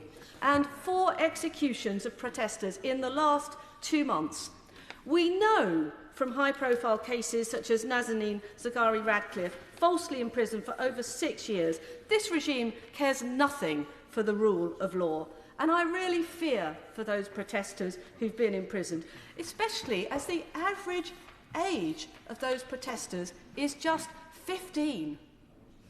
All mothers, parents, grandparents around the country will know what that would feel like if their 15-year-old was taken against their wishes, imprisoned and executed. However, despite these protests, what we've seen is brave women showing that they have had enough. They will not put up any longer with being legally and brutally repressed. The evidence that the women of Iran are currently treated as second-class citizens since the revolution in 1979 is in how much they are excluded from public life. Women make up just 16% now of the workforce. In most European countries, like the UK, that approaches 60%. And it's partly because of this repression of women that Iran is on the UK's list of 31 human rights priority countries. And I'm sure the Minister will join me in applauding the bravery of these young women standing up against this regime. This is more than just a movement to secure the removal of forced veiling, valid though that is. This is now a movement towards lasting democratic change. And when that regime does change, I hope that the tenets set out in the 10-point plan of Mrs. Maryam Rajavi, the President-elect of the National Council of the Resistance of Iran, the NCRI, are looked at and embodied, because those points call for nothing more than complete gender equality. Gender equality in the realms of political, social, cultural and economic rights, and equal participation for women in political leadership, the abolition of any form of discrimination for women, the right to choose one's own clothing freely, the right to freely marry, the right to freely divorce, the right to obtain education and employment. Rights which all women in this place and throughout the Western world, as I've said already, take completely, quite rightly, for granted. In October of last year, I called in this chamber for the UN to remove Iran from the Commission on the Status of Women. It seemed to me utterly extraordinary that Iran should have any place whatsoever on a body designed to look after women's rights. I was delighted when the UN voted to remove Iran from that commission in December. These political statements, while they may seem like empty words and not real action, are incredibly important because they show that the international community condemns what is going on. The UK is no stranger to taking action and disapproving of certain regimes, and we have taken some action, which I'm proud of, in relation to Iran. Since the beginning of the latest round of protests, the UK has imposed sanctions against the morality police and other senior figures in the Iranian regime. We now sanction 119 individuals and 2 entities in Iran. We have sanctioned the Islamic Revolutionary Guard Corps, the IRGC. Quite rightly, since its creation in 1979, the IRGC has been actively oppressing dissidents inside Iran and spreading terrorism abroad. We've heard that the IRGC funds and supports terrorist groups such as Hezbollah in Lebanon and many other regional proxy groups. They also play a leading role in the suppression of the rights of women and in violently suppressing protesters. However, I do believe we now need to go further. The USA and Canada have just gone further. They are now doing more than sanctioning the IRGC. They are now prescribing them as a terrorist organisation. And I do urge the government to follow this decision and follow suit. Prescribing the group would mean that it would become a criminal offence to belong to the IRGC, a criminal offence to attend its meetings, to carry its logo in public or encourage its activities. And most importantly, it would put it on a similar footing as Al-Qaeda and Daesh, where I believe it belongs.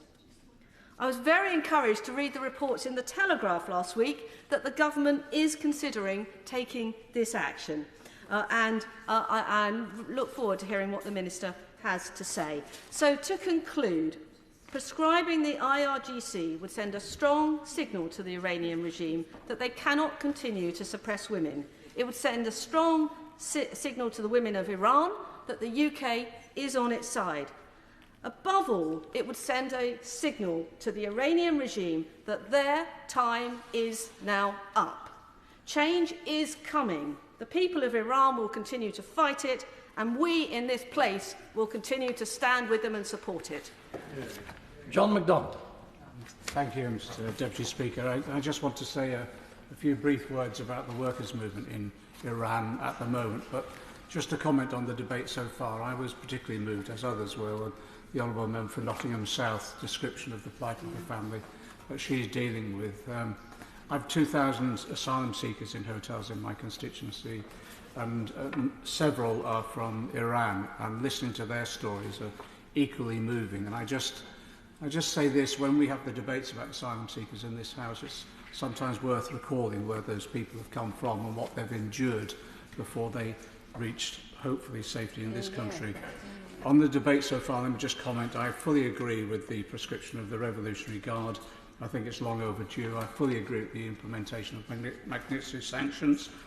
I'm surprised, but well, shocked really, about the threat that there is to the BBC Persian service, and I agree with other members about the need to continue funding.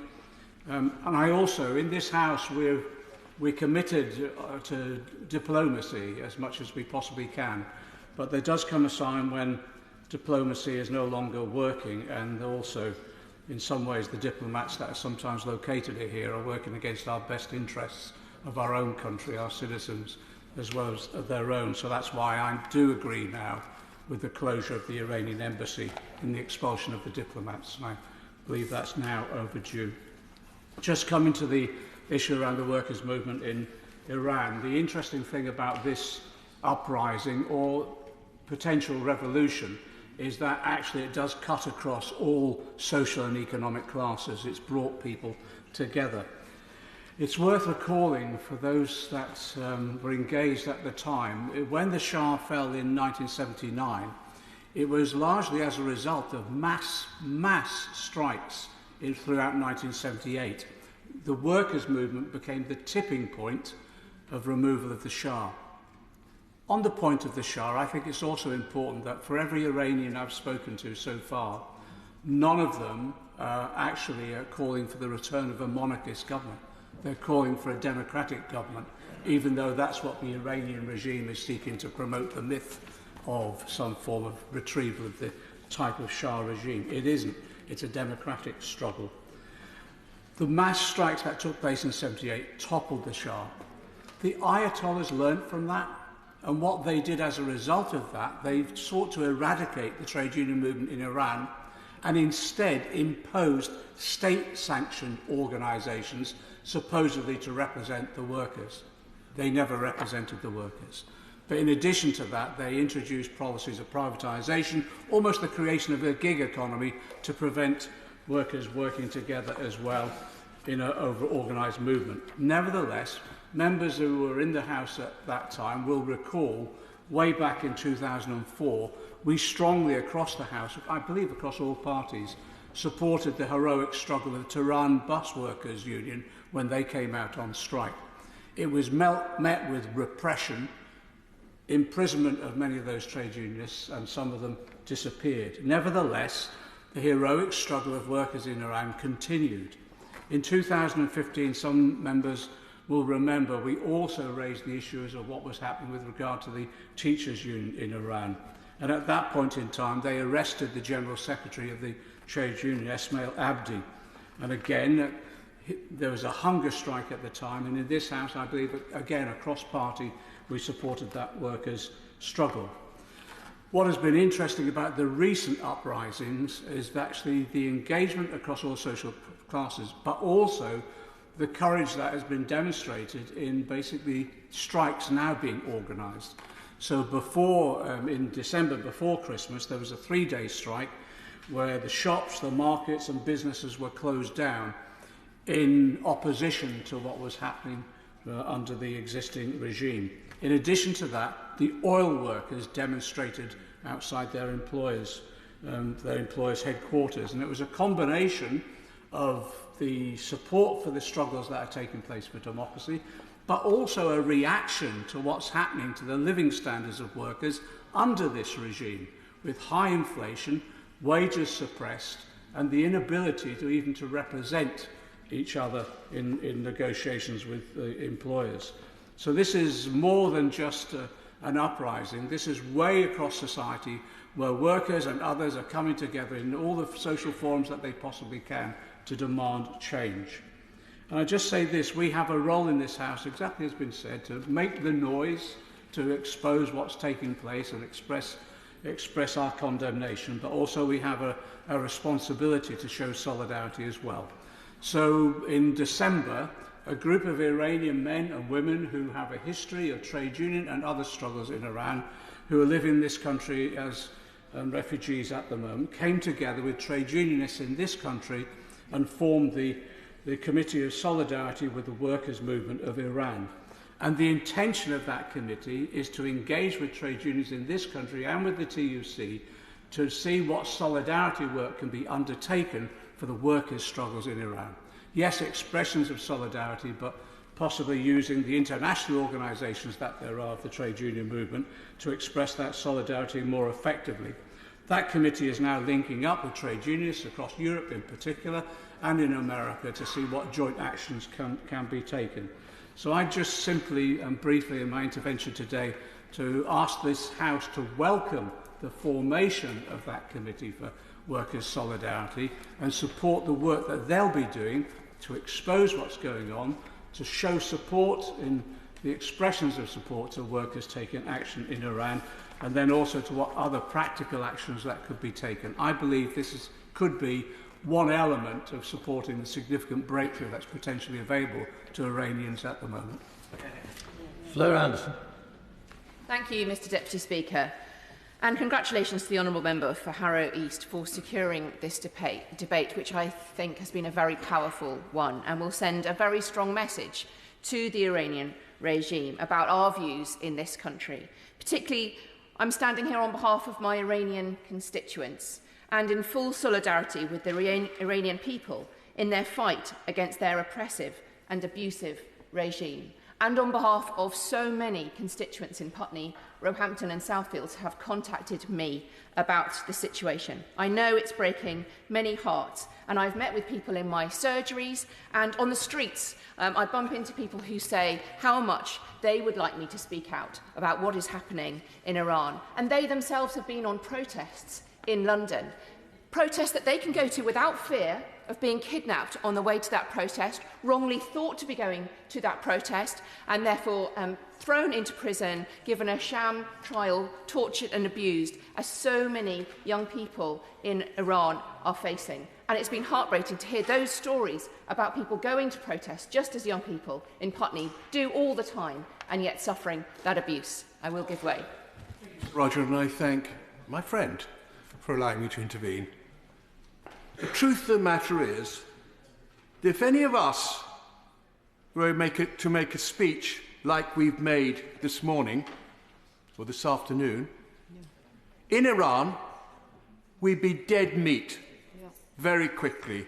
We are extremely lucky to be able to speak as we do and condemn this awful regime.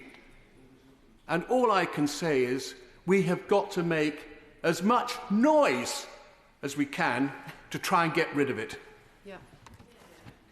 I welcome that intervention, and I really believe that that is what we're doing in this debate today, which I am pleased to be able to join in with those members from across the House who are united in so many ways on this issue.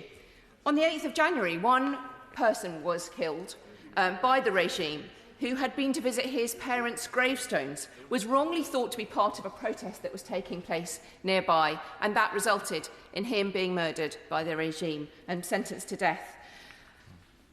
The extensive use of force against protesters is horrific. The UN Office of the High Commissioner for Human Rights has said that there have been more than 300 people killed in this latest crackdown by the regime, including 40 children. Over 18,000 people have been arrested and a reported 488 people have been killed. We know that the mistreatment of women has been a brutal reality for Iranian women for many years, both domestic and overseas. And this is a state sanction of misogyny and murder by the regime of women on a mass scale. I've spoken previously to support the brave women and girls of Iran in their protests and the abhorrence of the death in police custody of the 22-year-old Mahsa Amini, the same age as one of my daughters. And it really brings home to me, these young people are being so brave in their protests, just the same age as my children, who should so easily be facing the same situation as so many in Iran are. And the online harassment, the kidnapping and execution of so many others. Colleagues have raised the 26 individuals currently at risk of execution without fair trial for made-up offences, and I'd like to add my voice to those calling for their immediate release. One of those individuals who has since been hanged was 22-year-old karate champion Mehdi Karamini, who had dreams of one day competing in the Olympics and has won numerous medals for Iran in various competitions. Mehdi's last words were, "Dad, they've reached a verdict. Mine is execution by hanging. Don't tell Mum." Mehdi was a proud Iranian patriot who wanted to live a normal life and stand up for his country at home and abroad. It's just heartbreaking. Another raised today is Alreza Akbi, a dual national, a UK citizen who's been denied representation, denied legal process, and is on death row with imminent execution fate, and his family have been called in for a final meeting. The Foreign Secretary has denounced his treatment as politically motivated, and I hope to hear from the Minister about what actions have been taken by our diplomats to secure his release and not his murder. We cannot stay silent. The IRGC is destabilising the region, has also been mentioned. It goes far beyond just the context of Iran itself. Not least in Lebanon, which I visited last year, and I've spoken to community leaders this week about its current political disarray and its economic collapse, fuelled in part by the actions of Hezbollah under the patronage of Iran. The government could be doing more in relation to the ongoing abuses of human rights in Iran and to the activity of the IRGC on British soil as well. So, what can we do? Firstly, we must continue to stand firmly against the Iranian regime. The government's announcement of sanctions against certain regime figures is very welcome, but these should be the start of more. We must continue to ramp up our sanctions regime, bringing to justice human rights abusers from the bloody 2019 crackdown as well. The government, I hope to hear later that the Minister has been thinking seriously about new sanctions against the regime, sanctions against family of those members already sanctioned, and how we can ratchet these up. Secondly, we must maximise support for Iranians on the ground. For example, we could consider to ensure all political prisoners in Iran have political sponsorships in the UK, following the similar moves by politicians in Germany, which has saved Iranian lives and overturned death sentences. We need to make sure that Iranians have internet access so they're able to facilitate and organise protests, and welcome Iranian refugees here with open arms. The government should give Iranians who are fighting with their lives the options to flee and issue visas to those, especially people who have been given death sentences in Iran, and those women who are leading the protests at the moment. So I want to end by posing 5 questions to the government.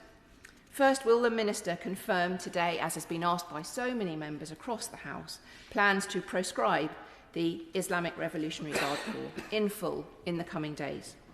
If not now, when? the government should move quickly to decide whether to follow the US and other countries to formally prescribe them. Secondly, can I ask what plans the Minister has to expand the sanctions regime to other Iranian human rights abusers? For example, against the then Technology Minister Mohammad Javed Azari Jahromi and the IRGC Commander Salah Abnoush. 3.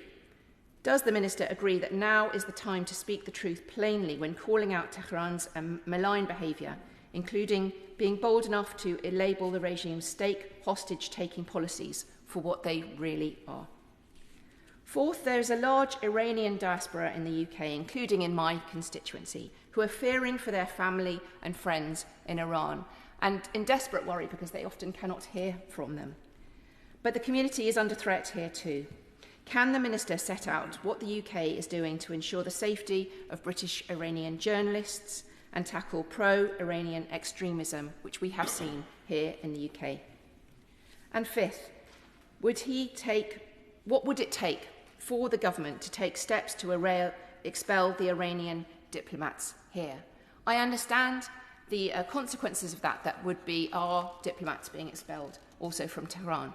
So could the Minister outline the benefit of our diplomats staying in Tehran, and that would be the reason not to expel the diplomats here, but also what really would it take? What are the red lines by which we will then expel the diplomats here? We cannot continue to say this is a regime similar to others. This has gone far beyond that, as we've heard today. The clock is ticking, Mr. Deputy Speaker. Since we even broke for our last recess, more innocent Iranian citizens were executed. Every second counts.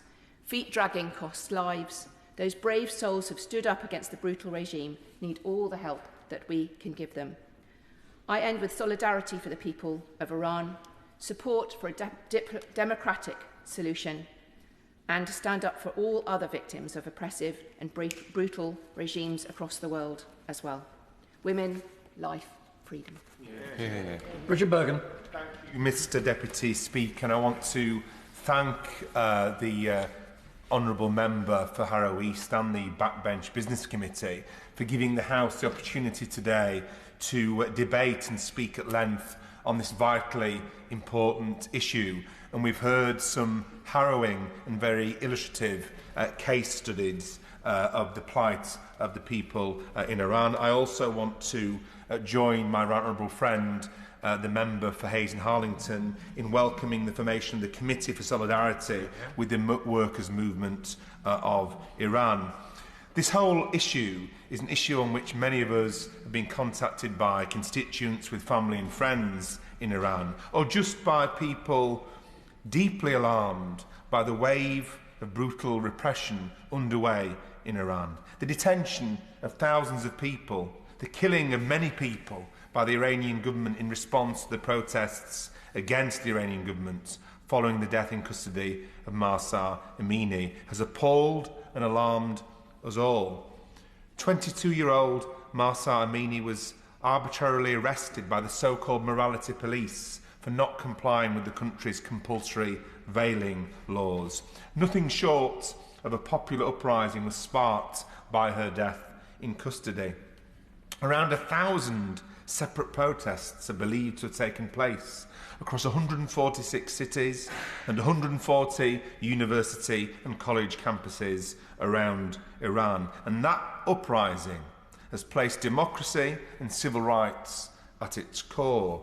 It's right that we stand with pro-democracy and human rights activists in Iran, and that's why I and other members have signed Early Day Motion 581, and I would like to congratulate my honourable friend, the member for Nottingham East, for that initiative.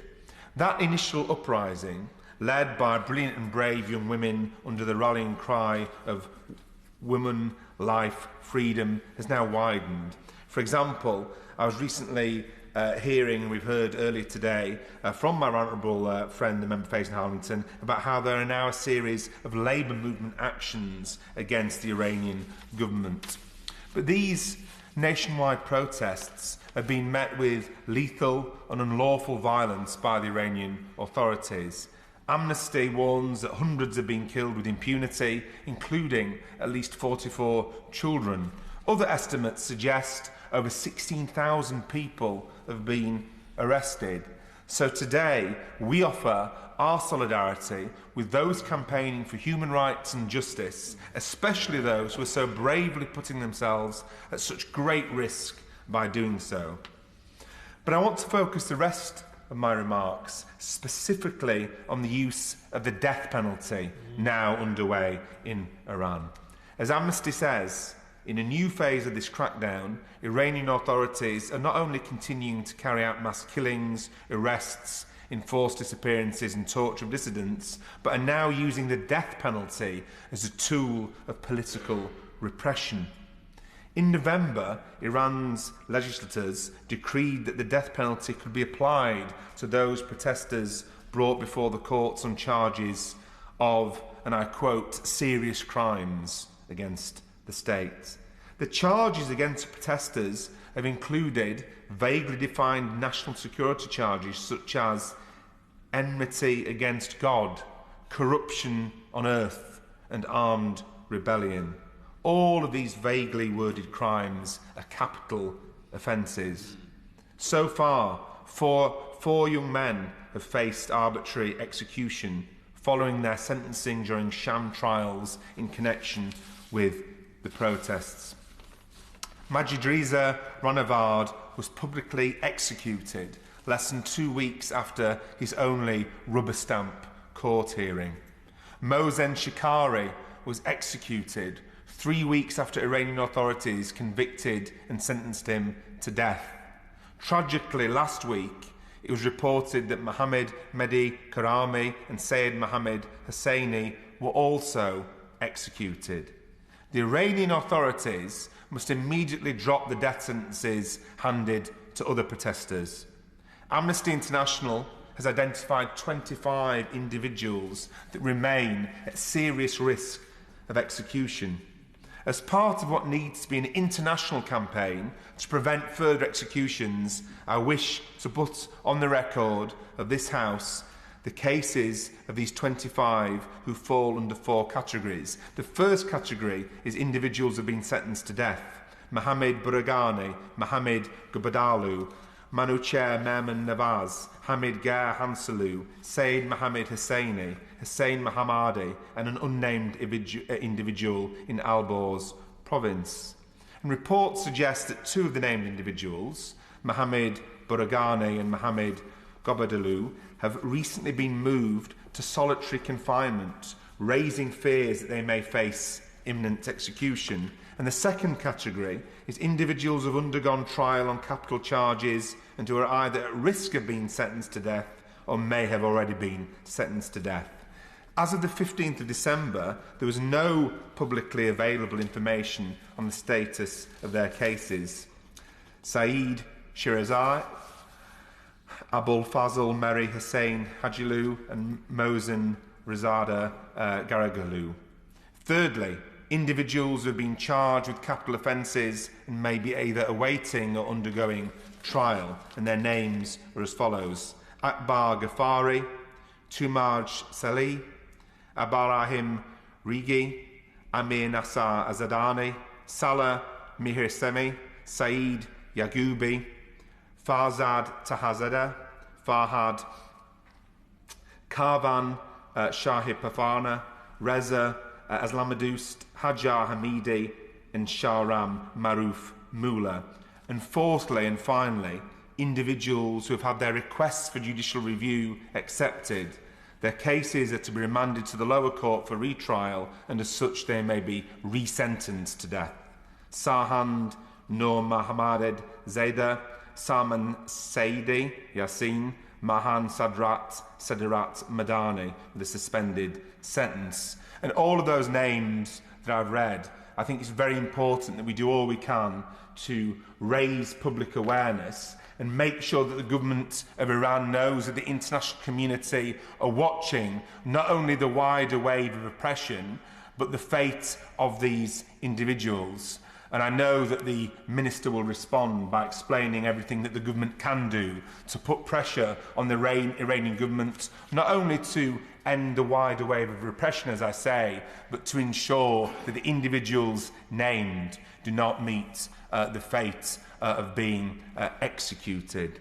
Amnesty International fears that many others, in addition to those that I've named, are at risk of facing the death penalty, given the thousands of people arrested and the number of indictments issued by the authorities. I'll conclude by saying that it's very much welcome that the House has had the opportunity today, on a cross-party basis,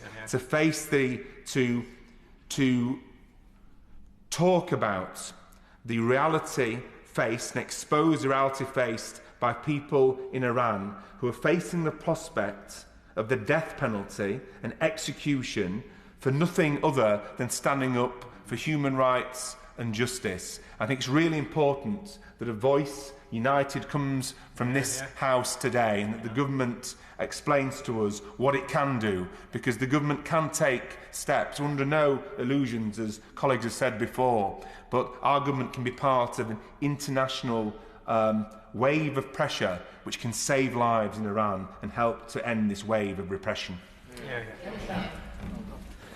Thank you, Mr Deputy Speaker. It's a real pleasure to speak in this. Can I first of all thank the Honourable Member for Harrow East for securing the debate and for setting the scene so very well, and to all right honourable and honourable members who have made contributions, significant and powerful contributions. I echo the words of my colleague and friend who spoke before me. If there's nothing else comes out of this debate today, and hopefully more will come out of it, it's the fact that this House stands together in solidarity with those protesters in Iran. And that means a whole lot for those people from a distance who perhaps we will never meet, but who may be looking to this House for some support and succour in relation to the protests that are taking place. Those protesting in Iran do so not for the social media clout or for the Instagram posts, as I fear some protesting issues in this country may sometimes do, but they protest in sheer determination to improve their lot and claim back their right to live with dignity, free from unjust and undue oppression and state overreach. This is undoubtedly, I believe, Mr Deputy Speaker, a battle for liberty, for freedom and democracy. And whilst the Iranian regime wants us in this House and across the world to believe that the protests are minor in nature and concentrated in small pockets of Iranian society, the Iranian regime's misinformation must be ignored. For it's much more than that, and the reality of what's happening has to be put on record. The protests are widespread, well organised, and as Mrs. Mariam Rajivi has said, the leader of the largest Iranian opposition group, has also highlighted through these protests, these are not protests that are limited to the issue of compulsory hijab. This is a revolution. The people of Iran are calling for an end to the Islamic Republic in its entirety, rejecting any form of dictatorship, either the mullahs or as the Honourable Gentleman for Hayes and Harrington referred, or the return of the Shah dictatorship. Those aren't the things they want. They want a free, democratic society, and we support them. And they want democratic and secular republic where the rights of every individual, every man, every woman, every child are protected. And the National Council of Resistance of Iran's 10-point plan for a future Iran delivers exactly that. And I put on record my support for that 10-point plan. Only in understanding the true nature of what is going on in Iran can we deliver the support that the Iranian people need. The support must now make a number of forms. We must recognise the Iranian people's rights to oppose the Iranian regime's suppressive and despotic forces, and we must recognise that very revolution has taken place. And furthermore, we must intensify pressure on the Iranian regime's suppressive forces by listing the Islamic Revolutionary Guards Corps as a terrorist organisation. Those are the things we need to do, and that's the reality of what's happening in Iran today. We should remember that those protesting in Iran do not do so simply to improve their own situation, but they are motivated entirely by the hope of improving the country for their children and their children's children. Their courageous actions, if successful, will improve the human rights conditions for everyone in Iran, helping all Iranians live in accord with their inherent dignity. The protests in Iran were sparked by the brutal treatment of Masha Jina Amini, and protesters are largely advocating for women's rights, and I fully support those. But those who protest for the right to live free from oppression help advance rights for all, and shed the light on Iran's human rights record on more than just the treatment of women, which is abysmal. An area of particular concern surrounding these protests is the threat of the death penalty for those who participate. Honourable members have referred to it. Iran continues to be one of the leading implementers of the death penalty, with devastating implications for some of the protesters in Iran. Human rights groups estimate that between 26 and 100 protesters are at risk of facing the death penalty for their participation in the protest, peaceful protests, not to mention the fact that 516 people have already died during the protest. Not only does this renew my resolve, and hopefully the resolve of this House, to speak up for the Iranian people, but it frames the thousands of protesters in another light, and it's a light that we've all spoken of, but we all recognise. Imagine the bravery and courage of those people who risk their lives for basic democracy and human rights. The member for Hayes and Hollington referred to the workers' groups coming together. How much we support that coming together. The death penalty is used to stifle those who dissent from the Iranian regime or from the majority-held belief of Islam, and Iran's interpretation of that. Iranian law considers acts such as insulting the Prophet or apostasy as crimes punishable by death. Such grounds for the death penalty pose a clear threat to free exercise of Article 18 of the UN Declaration of Human Rights, which is the right to freedom of religion or belief, an issue very close to my heart. I declare an interest, Mr Deputy Speaker, as Chair of the APPG on freedom of religious belief. I believe absolutely that the right to have your own religion and to express that are integrally part of human rights as well, and I think the two march hand in hand. Those protesting in Iran face a horrific scale of threat, and yet for some groups such levels of danger are commonplace because they've been happening for many years. As detailed by the Amnesty International, in 2021 the right to freedom of religion or belief was further undermined in Iran when the Parliament introduced, again, 2 articles to the Penal Code that issued up to 5 years imprisonment and sometimes a fine as well as for these ludicrous abbreviations insulting Iranian ethnicities, divine religions or Islamic denominations, or for engaging, in their words, in deviant education or proselytizing activity contradicting Islam. I think of those religious minorities who face entrenched discrimination, violence, systematic crippling exclusion. Religious minorities, including the Baha'is. I spoke with 2 Baha'i women, and the Honourable Member for Harlow East, who introduced it, referred to that as well, who are facing another 10 years, on top of the 10 years already have, just because they're Baha'is. Well, for Christians, for Jews, for the Sunni Muslims, who suffer discrimination under law and in practice. Baha'is suffer the Iranian regime's particular hostility, suffering from arbitrary detention, from torture, from enforced disappearance, destruction of homes, cemeteries as well, destroying the very graves that the people are living, have their loved ones who are there. Prohibition from higher education, no opportunity to advance yourself either educationally or indeed in employment. For Iran's abhorrent treatment of such minorities and utter disregard for human rights across the world, it is my view that our government should continue to apply pressure on the Iranian regime through institutions such as the United Nations and its affiliated bodies. But given Iran's selective commitment to upholding, international law, as previously concluded by the Foreign Affairs Committee, we should rightly be sceptical of the extent to which our government can bring compliance through gentle nudging alone. It's going to take a whole lot more than gentle nudging. It is therefore recommendable that the UK seeks other means to bring positive change in Iran. I thank my minister and my government for what they are doing. I think they're in the same sheet as us. We just get frustrated that we don't see the actions coming forward with the intensity or the urgency that we'd like to have in place. And as the UK tries to bring positive change in Iran and support the ambitions and hopes of the protesters there. And in this regard, I welcome the move by the FCDO to sanction 10 Iranian officials connected with the regime's judicial and prison systems. But such a response is not enough. Further use of the Majinsky-style sanctions could be made. Moreover, we have people here in the UK guilty of calling for protesters to be executed. Sayed Hashem Mousavi, for instance, is here in London in this city, we're speaking from today, sanction-free, acting as Iran's propaganda mouthpiece. Mousavi is supposedly the head of the Iranian-funded mosque in Medivale, the Islamic Centre of England, which is worth noting since it received £100,000 of taxpayers' money under the coronavirus furlough scheme. In this role, Mousavi hosted a vigil in memory of Qasem Soleimani, the head of the Revolutionary Guards Expeditionary Forces, who was killed in Iraq by the US in January 2020. The Revolutionary Guards were prescribed as a foreign terrorist organisation by the US in 2019. It is reported, Mr Deputy Speaker, I'm not sure if the Minister will be able to confirm or not this, that the UK Government are intending to do the same within the next few weeks. It would be great if we could have that message going from this chamber today. Yeah. The Government swiftly sanctioned allies of Putin who resided in London. I say this very gently, and it's not meant as a criticism in a way, Mr Deputy Speaker. Why the inaction when another hostile nation abuses human rights and exhibits disregard for international law? Treat them both the same.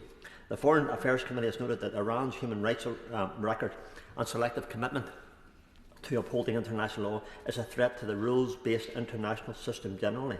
The protests in Iran, I believe, offer a prime opportunity for this country and our people and our government to renew its commitment to defending the rights of all in the interests of all. The rules-based international system safeguards against corruption, against impunity and the rights of each person. It is, I believe, Mr Deputy Speaker, in our government's interest to bear that in mind and choose wisely before it follows the path of inaction. Today, the lives of those protesters killed in the streets of Iranian cities and those executed in Iranian prisons strengthens the will of the Iranian people. They do, I believe, see the end in sight, and we have a duty in the Parliament to support their will in any way we can. Finally, I would like to take a moment to recall our colleague Sir David Amos. Any debate that was in the past that we had in this House for many years, Sir David used words to support the Iranian regime and its people to bring about change, to live in a free and democratic society. 2023 is a year the Iranian people's dreams could come true, and I will be doing everything I can to ensure that that happens. Thank you. Thank you, Mr Deputy Speaker. It's an honour to be following my honourable friend, the member for Strangford, and I'm delighted to come so early in this debate. Obviously, I'd like to start by thanking the honourable member for Harrow East for bringing forward this very timely, topical and important debate, not only on the treatment of protesters in Iran, but about the political situation in Iran. Because, as we know, it's not just destabilising to its own people, but across the region and across the globe. I want to start by reiterating some of the comments, and especially from the honourable member for Offord and the honourable and gallant member for Beckenham, that I don't have a problem with Iran, the country, its history, its culture, its proud, proud people. What I have is a problem with the evil, barbaric, tyrannical, murderous regime of the Supreme Leader and the treatment of his own people. What we saw on the 16th of September with the brutal death, and I'd call it a murder, of Mahsa Amini, shook the world. And up until that point, we've spoken about Iran numerous times, both in this chamber and at Westminster Hall, and there's been numerous calls, as again today, about how we do need to go further, whether it was prescribing Hezbollah, Hamas across the globe, and now again for the IRGC. We've been calling this for a number of years. There is cross-party support, cross-chamber support, cross-house support, yet still we are waiting. But that death on the 16th of September not only shook us in this country, but it shook the people of Iran. When there were protests a couple of years ago, they got stamped out very quickly by the brutal treatment from the regime. So what we're seeing now from the brave women and men of that country is that they have had enough. And that is why there is the hope and aspiration of real regime change now. Because they know what the penalties are, they know what the risks to their own safety, their own lives, and not only that, but the lives of their families. They know what those risks are, and they are still prepared to protest. And for that, they have not only our thanks, our solidarity, but our support as well. I think when we all watched the World Cup, there were many things we took from that, but that England and Iran game, what I took was the powerful statements by the Iranian football team, both before the match, during the singing of the national anthems, and then after the match, where they didn't want to stand by and support their regime. They didn't want to support what was happening in the country, and they made a very, very powerful statement. And we see that not only with the football team, but across all sports, where they themselves are oppressed. They have the fear of if they go back to Iran, they will be murdered. And I am no doubt that it won't only be that, but it will be attacks, it will be torture, and ultimately execution, or as the Honourable Member, the Chairman of the Select Committee, said, state-sponsored murder, as we are seeing on a brutal, brutal scale. But as I said earlier, this isn't just about the treatment of its own people.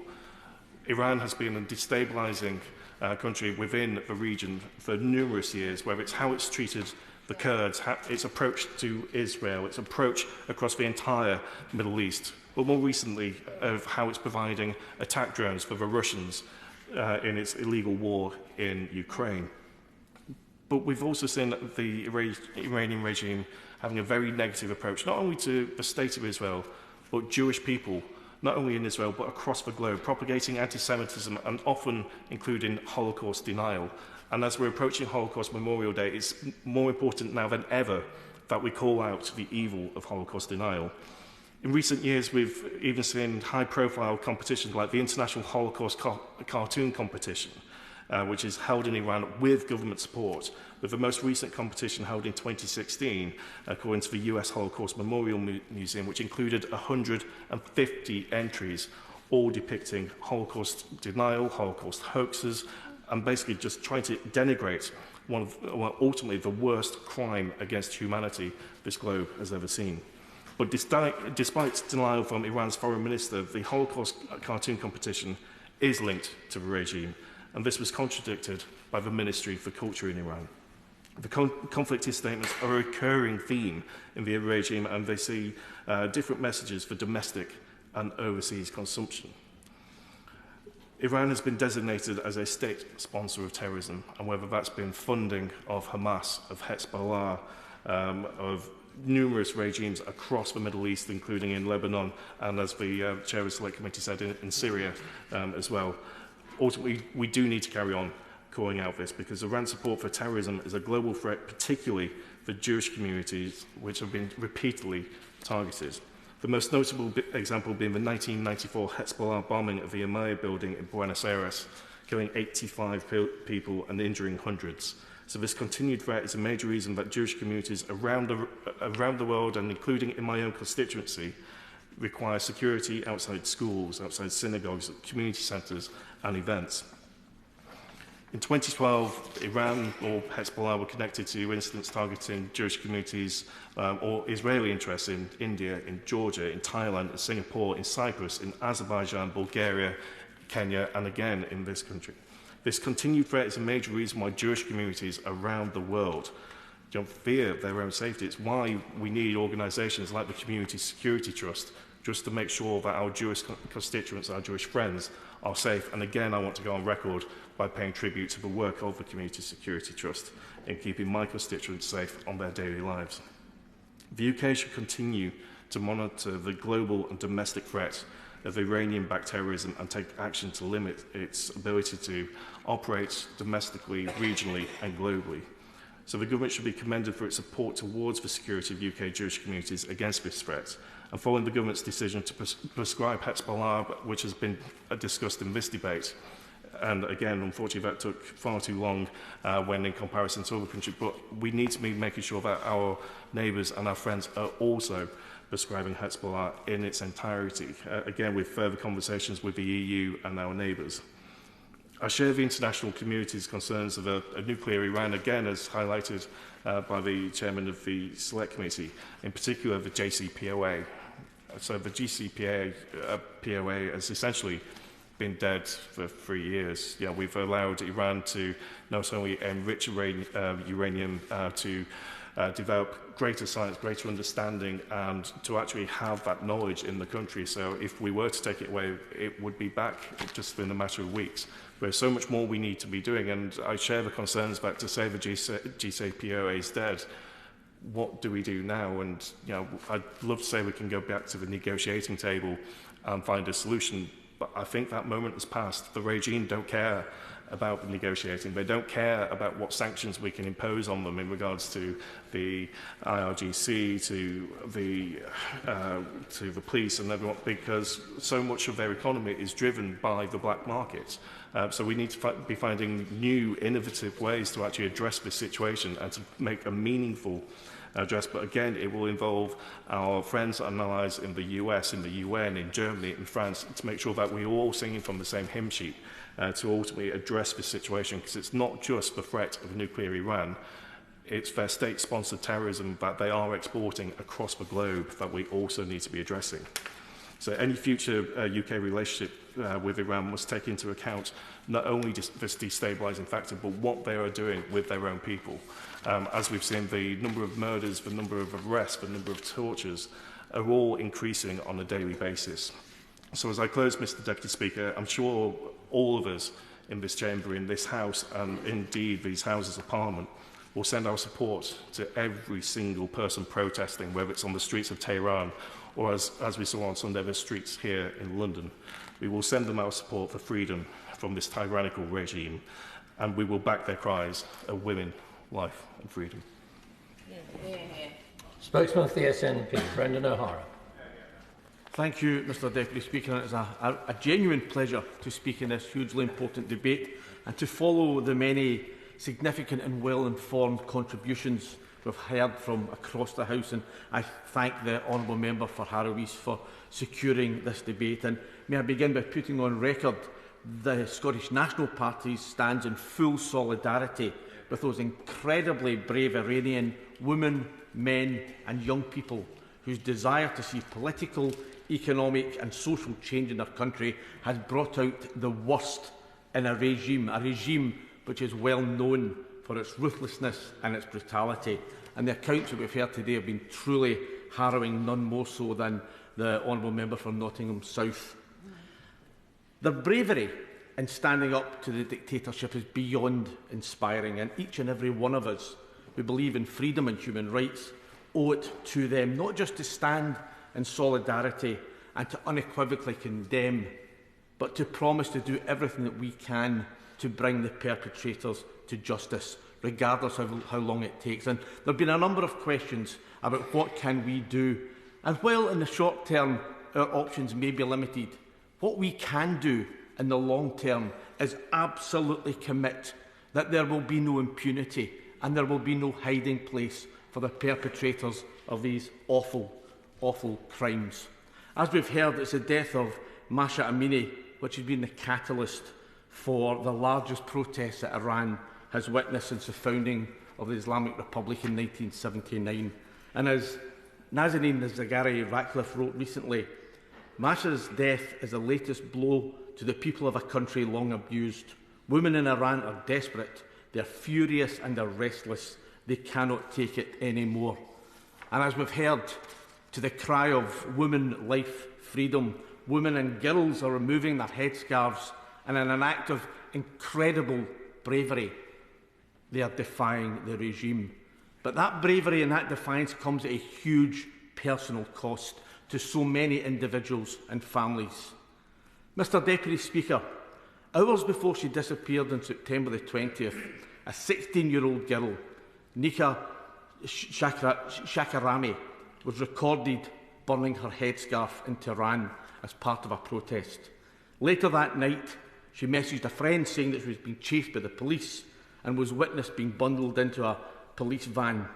Shortly afterwards, her Telegram and her Instagram accounts were deleted and her phone was turned off. 10 days later, Nika's family were told that she was dead and they were given only a few seconds to identify her. Nika's mother said that the Revolutionary Guards told her that she had been in their custody for 5 days before being handed over to the authorities at the notorious Evin prison.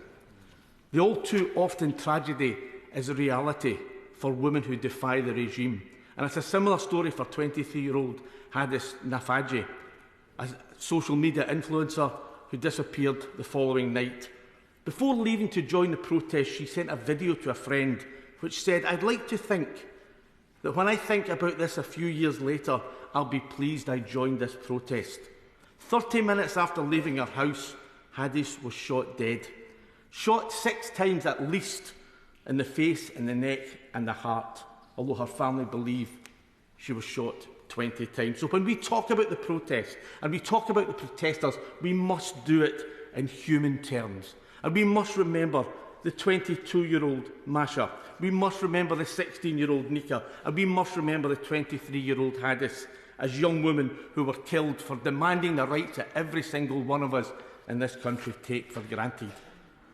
And to try and understand why Masha, Nika and Hadis and tens of thousands of other girls pose such a threat to the regime and its ideology, it's worth remembering the words of Hosseini Jalali, the Iranian Member of Parliament and a member of that Parliament's Culture Committee, who said recently, "The hijab is the flag of the Islamic Republic. Those who refuse to wear the hijab will have to pay a heavy price." And adding that moving away from the hijab means a retreat of the Islamic Republic. And that explains why Professor Adi Khan, from the French, the Director of the Gender and Feminist Studies at the University of Paris, said that what these women are doing in Iran is a revolution. It is a cultural revolution. But now it seems not just women who can't take it anymore. They're being joined by workers and students and minority communities who are taking to the streets to voice their pent-up anger at this regime. And they must be concerned, because as we've heard, the average age of the protester is 15 years old. Young Iranians, male and female, are telling the regime that its time is up, and the regime is responding in the only way it knows how. But that grassroots demand for change isn't going to go away.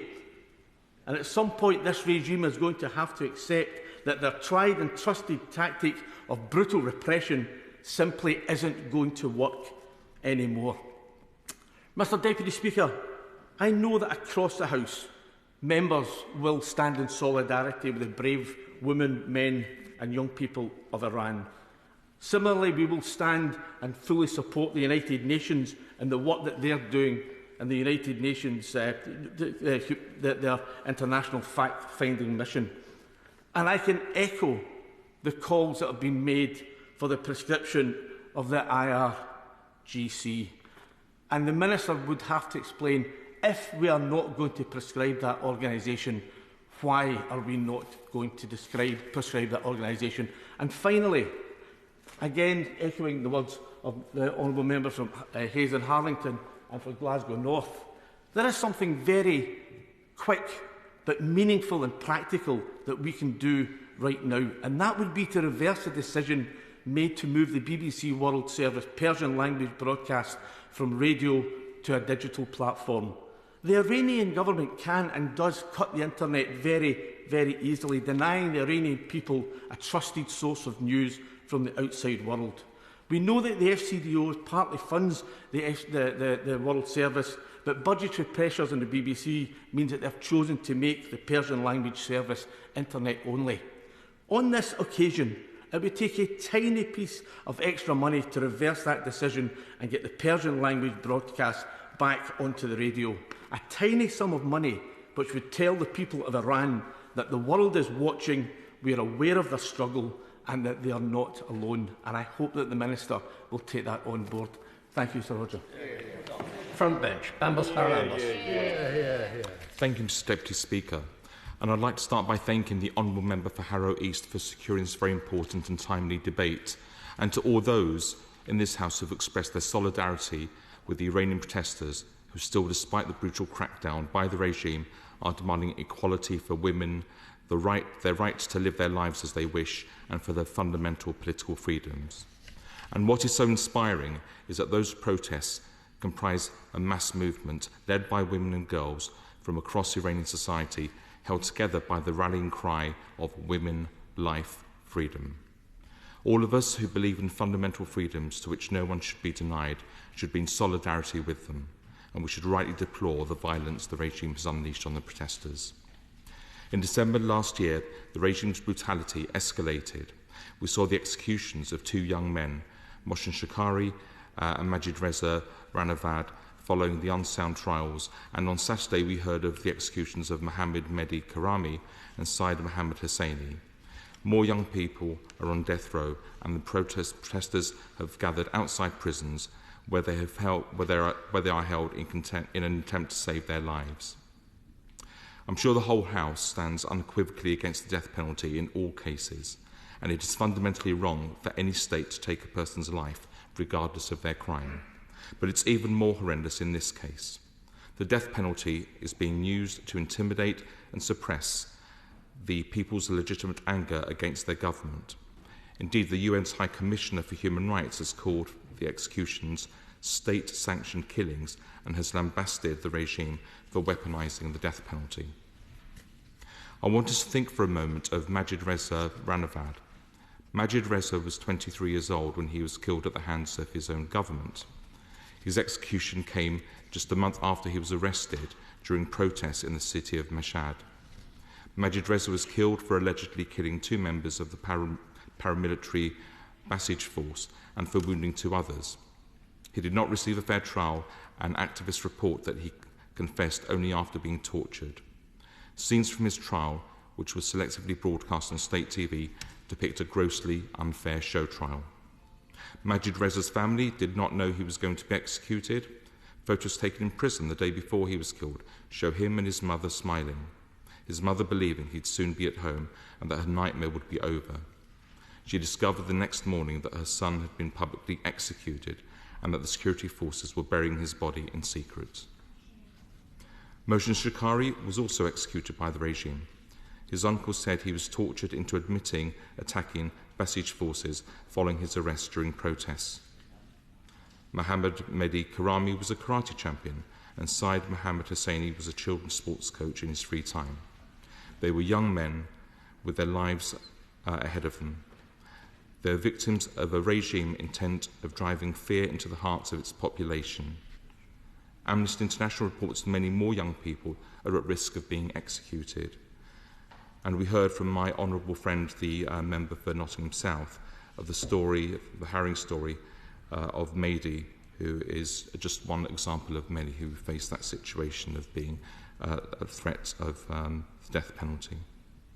Each one of them deserves a fair trial and a just trial. Instead, they are being used as pawns to terrify ordinary Iranians, giving up their demands for women, life, freedom. It's more important than ever to show our unequivocal support for those who have been condemned to death by the Iranian regime. The following people are confirmed by Amnesty International to be at risk of execution. There are like to be many more. I'm now going to read their names.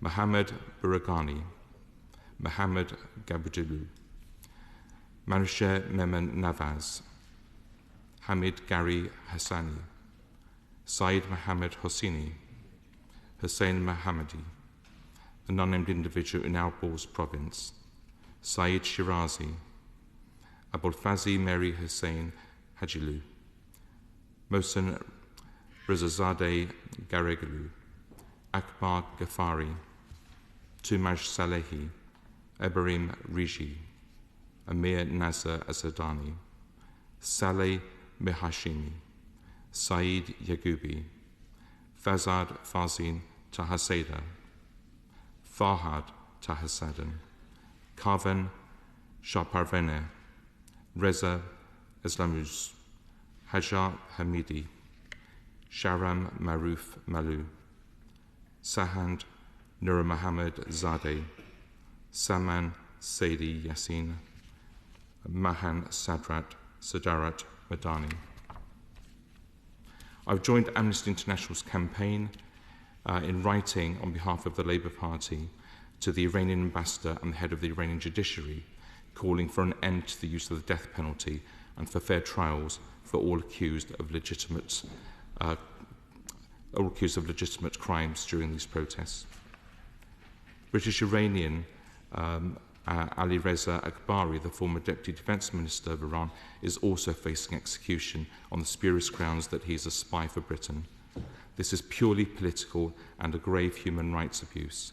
Mr. Akbari's family have announced that he has been moved to solitary confinement and that they have been called to see him one last time. Iran must urgently call a halt to his execution, which shows an utter disregard for human life and dignity. And I ask the Minister if he can give us an urgent update on Mr Akbari's situation. And let us remember that the Iranian regime also poses a threat on British soil too. The IRGC has demonstrated it is willing to threaten the lives of journalists working in Britain. When an organisation attacks journalists' right to write whatever they wish, and when it is reported by national security services that they are imminent credible threats to life, the government must take urgent action to protect those whose lives are threatened. We've heard that the government intends to prescribe the IRGC. I think every member in this debate has called for that. And so I ask the Minister if he can confirm if this will be happening, and if so, when. The British Iranian diaspora has bravely mobilised to support the demonstrations. They also face risk, and so I ask the Minister what assessment he has made of the threat to the Iranian diaspora who are speaking up for the rights of their brothers and sisters in Iran. The Iranian regime also has its proxies operating in the UK in the form of Islamic cultural centres with charitable status, which are under the direct influence of Ayatollah Khamenei. These centres have expressed hostility towards the protesters and those supporting them, and organisations that I have met with, such as Voice of Iran, have told me of their deep concern of the role of these centres have in undermining the protests in the UK. And so I ask the Minister whether the government is aware of these complaints, and if the government will be carrying out an investigation into the activities of these cultural centres, and what measures the government will take if those running those centres are found to be acting with malice against the Iranian diaspora supporting the protests in Iran. The final tenet of the motion we're discussing is about sanctions, and we welcome the actions of the government in sanctioning those closest to the regime who have financial assets in the UK. But this seems to be having no effect on the Iranian regime, who are intent on using violence and executions as they try to crush the protests. A coordinated international approach to sanctions is needed in order to be fully effective, and so I ask the Minister what discussions has the government had with their international counterparts to ensure that the maximum amount of pressure can be applied through the use of sanctions. Whilst ordinary Iranians struggle against oppression in their fight for freedom, the sons and daughters of the hardline clerics in the IRGC, known in Farsi as the Agazadis, or the noble-born, are enjoying the freedoms that we in the UK enjoy and take for granted. And so I ask the Minister, will the government set up a task force to identify those who are funded by the regime and to take such action against them? The courage and bravery of the protesters in Iran who are fighting for the freedoms that we in the UK enjoy today is a beacon of hope against tyranny and oppression. We need to show not only that we are on their side, but that we will take actions against the Iranian regime to stop them killing and torturing their own people, so that one day ordinary Iranian people will be free. Minister Leo Doherty. Thank you very much indeed, Mr Deputy Speaker. And of course, colleagues will know that this portfolio lies with the noble Lord Ahmed, but of course he being in the other place, I'm very pleased to stand here today to answer this very important debate. And I congratulate the Honourable Member for Harrow East for securing this debate, and I seek to be able to answer his questions. He spoke movingly of the plight and the outrageous murder of Mahsa Amini, which initiated the remarkable protest, and he gave us some flavour of the scale and importance of those protests, for which we were very grateful. He asked some very direct and relevant questions about a possible prescription of the IRGC. I will come to that in a moment, and we note the calls of many other members in this regard. He spoke also at great length and very interestingly about the malign activity of the IRGC and Iran in terms of activity across the region, which is very interesting, especially in Lebanon and Syria, and now, of course, in Russia with the supply of the Shahed drones, which are currently destroying Ukrainian infrastructure. He also pointed out the fact that Iran is conducts the second most number of executions globally after China, which I thought was a very, very sobering fact and reflective of the very, very cruel nature of the regime. Mr Deputy Speaker, if I could also speak about the plight of the individual facing execution. Many members have spoken about Mr. Ali Reza Akbari. I think it's right that I seek to update the House. We have no news today.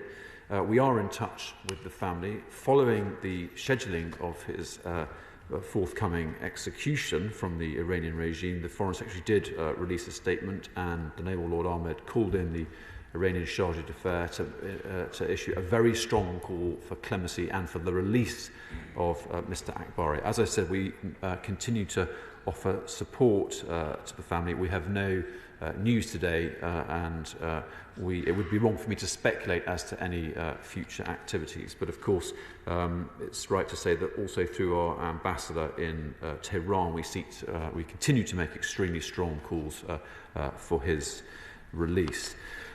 If I can come now very directly, Mr. Deputy Speaker, to the issue of prescription. Of course, the IRGC is sanctioned as an organisation, and its individual members are sanctioned under our current legislation, but they are not prescribed as a terrorist organisation, and it would be wrong of me to speculate from the dispatch box about the outcome of the government's current consideration of this issue, which is active, and it would be wrong, therefore, for me to preempt any formal announcement or judgment by the government. But I can say that I think the calls right across the House and the unity with which these calls have been made on all sides will be noted by the government, and this is something that we regard as extremely serious, and the government will make the judgment as it sees fit.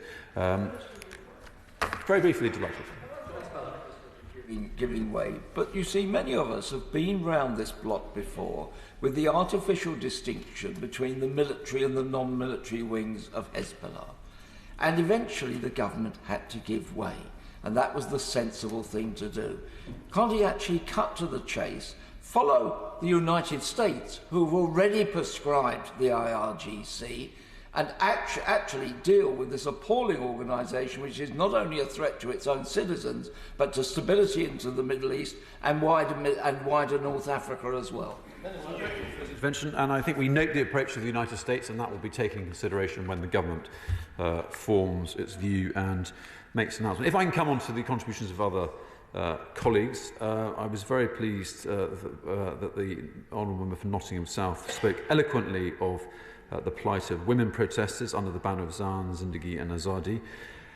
She spoke movingly also of her constituent's cousin, and whilst I can't comment on that specific case, I'm sure that the Naval Lord Ahmed would be very pleased to meet with her and her constituent to see what action can be made in that regard. And I think the House was moved by the reflections with regard to that young man. The Honourable Member, the Chairman of the Select Committee, the member from Rutland Melton, illustrated very comprehensively the state-sponsored nature of this brutal misogyny and violence that protesters are suffering. She asked a specific question about the guards at Evin. I can't comment on possible future sanctions, but I think following her remarks, the department will certainly look at whether any more ground should be covered with regard to specific individuals. She spoke of a number of cases of the death penalty and pointed out that these are cynical uses of the death penalty by the regime, and those held are effectively hostages, political hostages held for political effect. I think she asked a question about the utility and the progress of our ambassador in Tehran, Simon Shercliffe. There is utility in having him there because he's able to deliver strong messages into the heart of the regime, and he is doing his best to deliver those messages. She spoke interestingly and expertly about the regional contacts, especially with regard to Iraq and Syria, and I can give her assurance that, speaking of the view of her committee, clearly our department does believe that the Middle East absolutely does indeed still matter. Very briefly.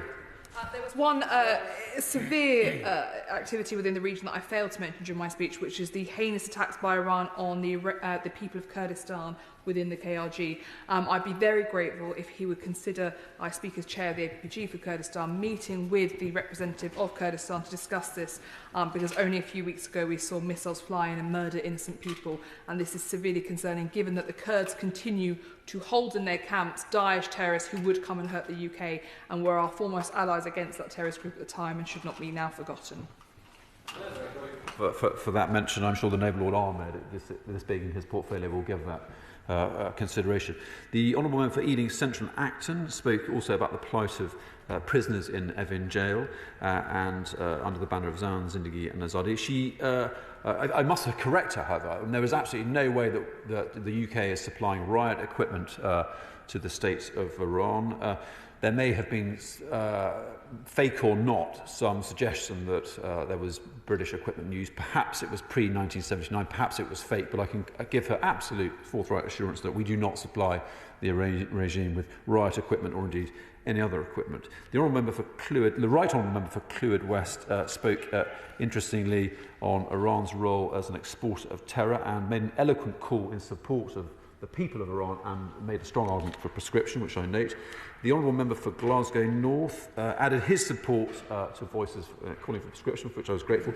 He also spoke interestingly about the impact of the Iranian supply of drones, which was something I did certainly agree with. The Honourable Member for Hendon also raised drones and put Iran's activity in the regional context, which was very helpful, expressly with regard to the Gulf. But I would say to him, I think we should be very proud of our forthright stance in the Gulf, especially when it comes to the excellent activities of our Royal Navy minesweepers operating out of our naval base in Bahrain, which I'm sure is something that everyone in this House would celebrate and thank them for. He also made for a strong call for IRGC prescription, which is also noted. The Honourable Lady for Bristol East spoke of the bravery of protesters and made some very thoughtful remarks, I thought, about what leverage we actually have. She's no longer in her place, but she did ask a very relevant question about what leverage we have. And it's the case that... Oh, she is there, indeed. She's moved. She's still there. That's a very good question. And of course, we do have huge leverage because the fact that Iran has a crippled economy and is a pariah state is due to the activities of the regime. And they really do feel that. And the possibility of them being welcomed back with an expanded economy and normalised relations is indeed huge leverage. So we must be confident of our ability to affect an outcome for the good of Iranian people. The Honourable Lady for Southend spoke about refugees in her constituency. Also had some interesting reflections in the cultural context of her aunt in Persia, if I can term it like that. And that was interesting because that shows the difference between pre-1979 conditions and now. She also made a strong call for prescription, which is duly noted, as did the Right Honourable Member for Hayes and Harlington, and we were very grateful for his reflections on the Labour system in that country. The Honourable Lady for Putney called very strongly for the release of prisoners and mentioned the appalling and very moving and very sad case of the young judo champion Mehdi Karami. So we're very grateful for her putting on that record because that does illustrate the cruelty being carried out in that country. The Honourable Member for Leeds East reflected also on the bravery of the protesters and the scale of the protests, which I thought was quite an interesting angle, and the abhorrent use of the death penalty. And as did the Honourable Member for Strangford. And I was very grateful for the way he summarised the sheer determination and bravery of the protesters. That's something I agree with. And I was very grateful for the way he described the lack of religious freedom in that country and his welcome of his chairmanship of the APPG for freedom of religious belief was very, very welcome. The SNP spokesperson, Honourable Member for Argyll and Bute, spoke of some of the heroines of the protests who have suffered appalling treatment and indeed murder at the hands of the regime. I found that very moving.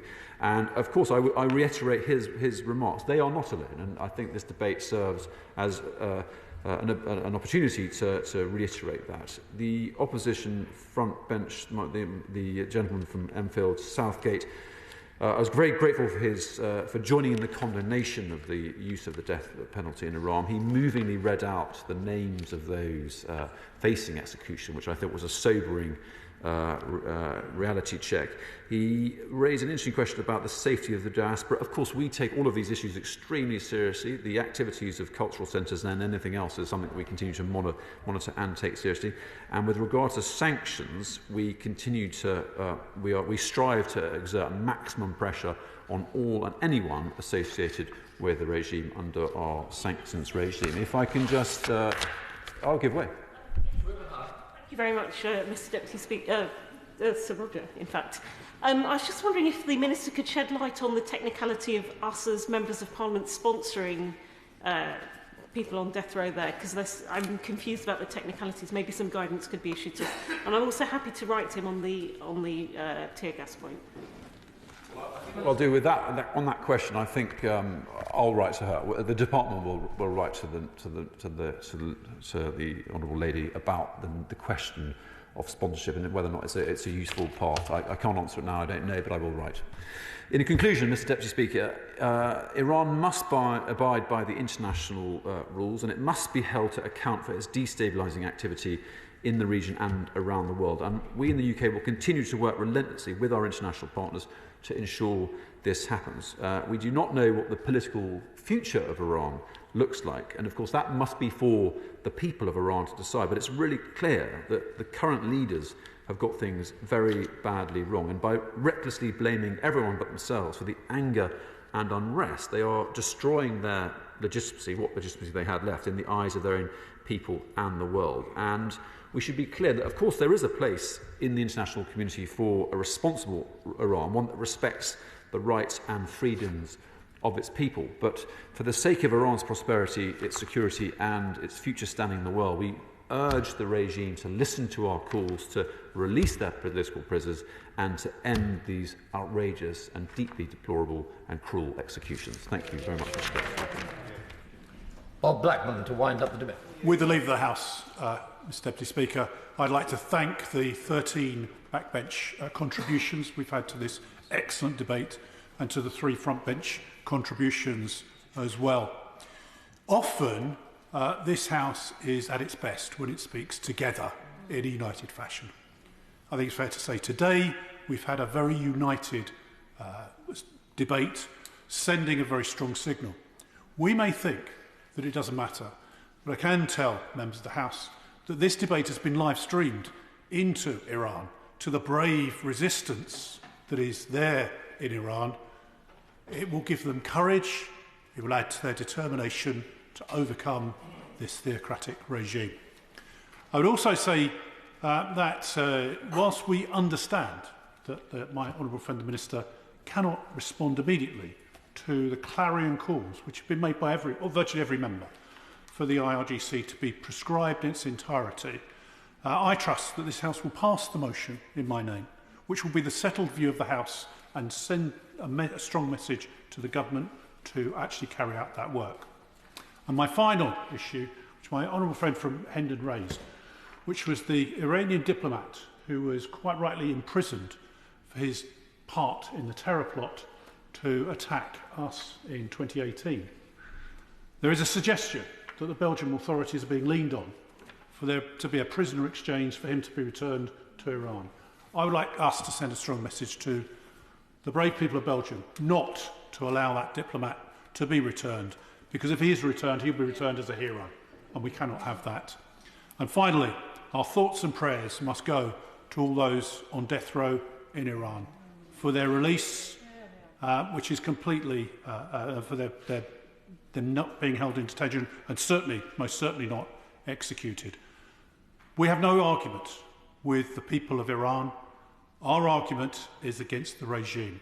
They must step back and allow freedom and democracy to flourish. The question is as set out very clearly on the order paper. As many of that opinion say aye. Aye. Contrary, no. Ayes have it. We could change as swiftly as possible, please.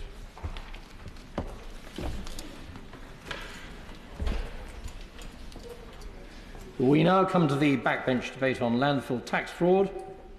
Sir Kevin Jones to move.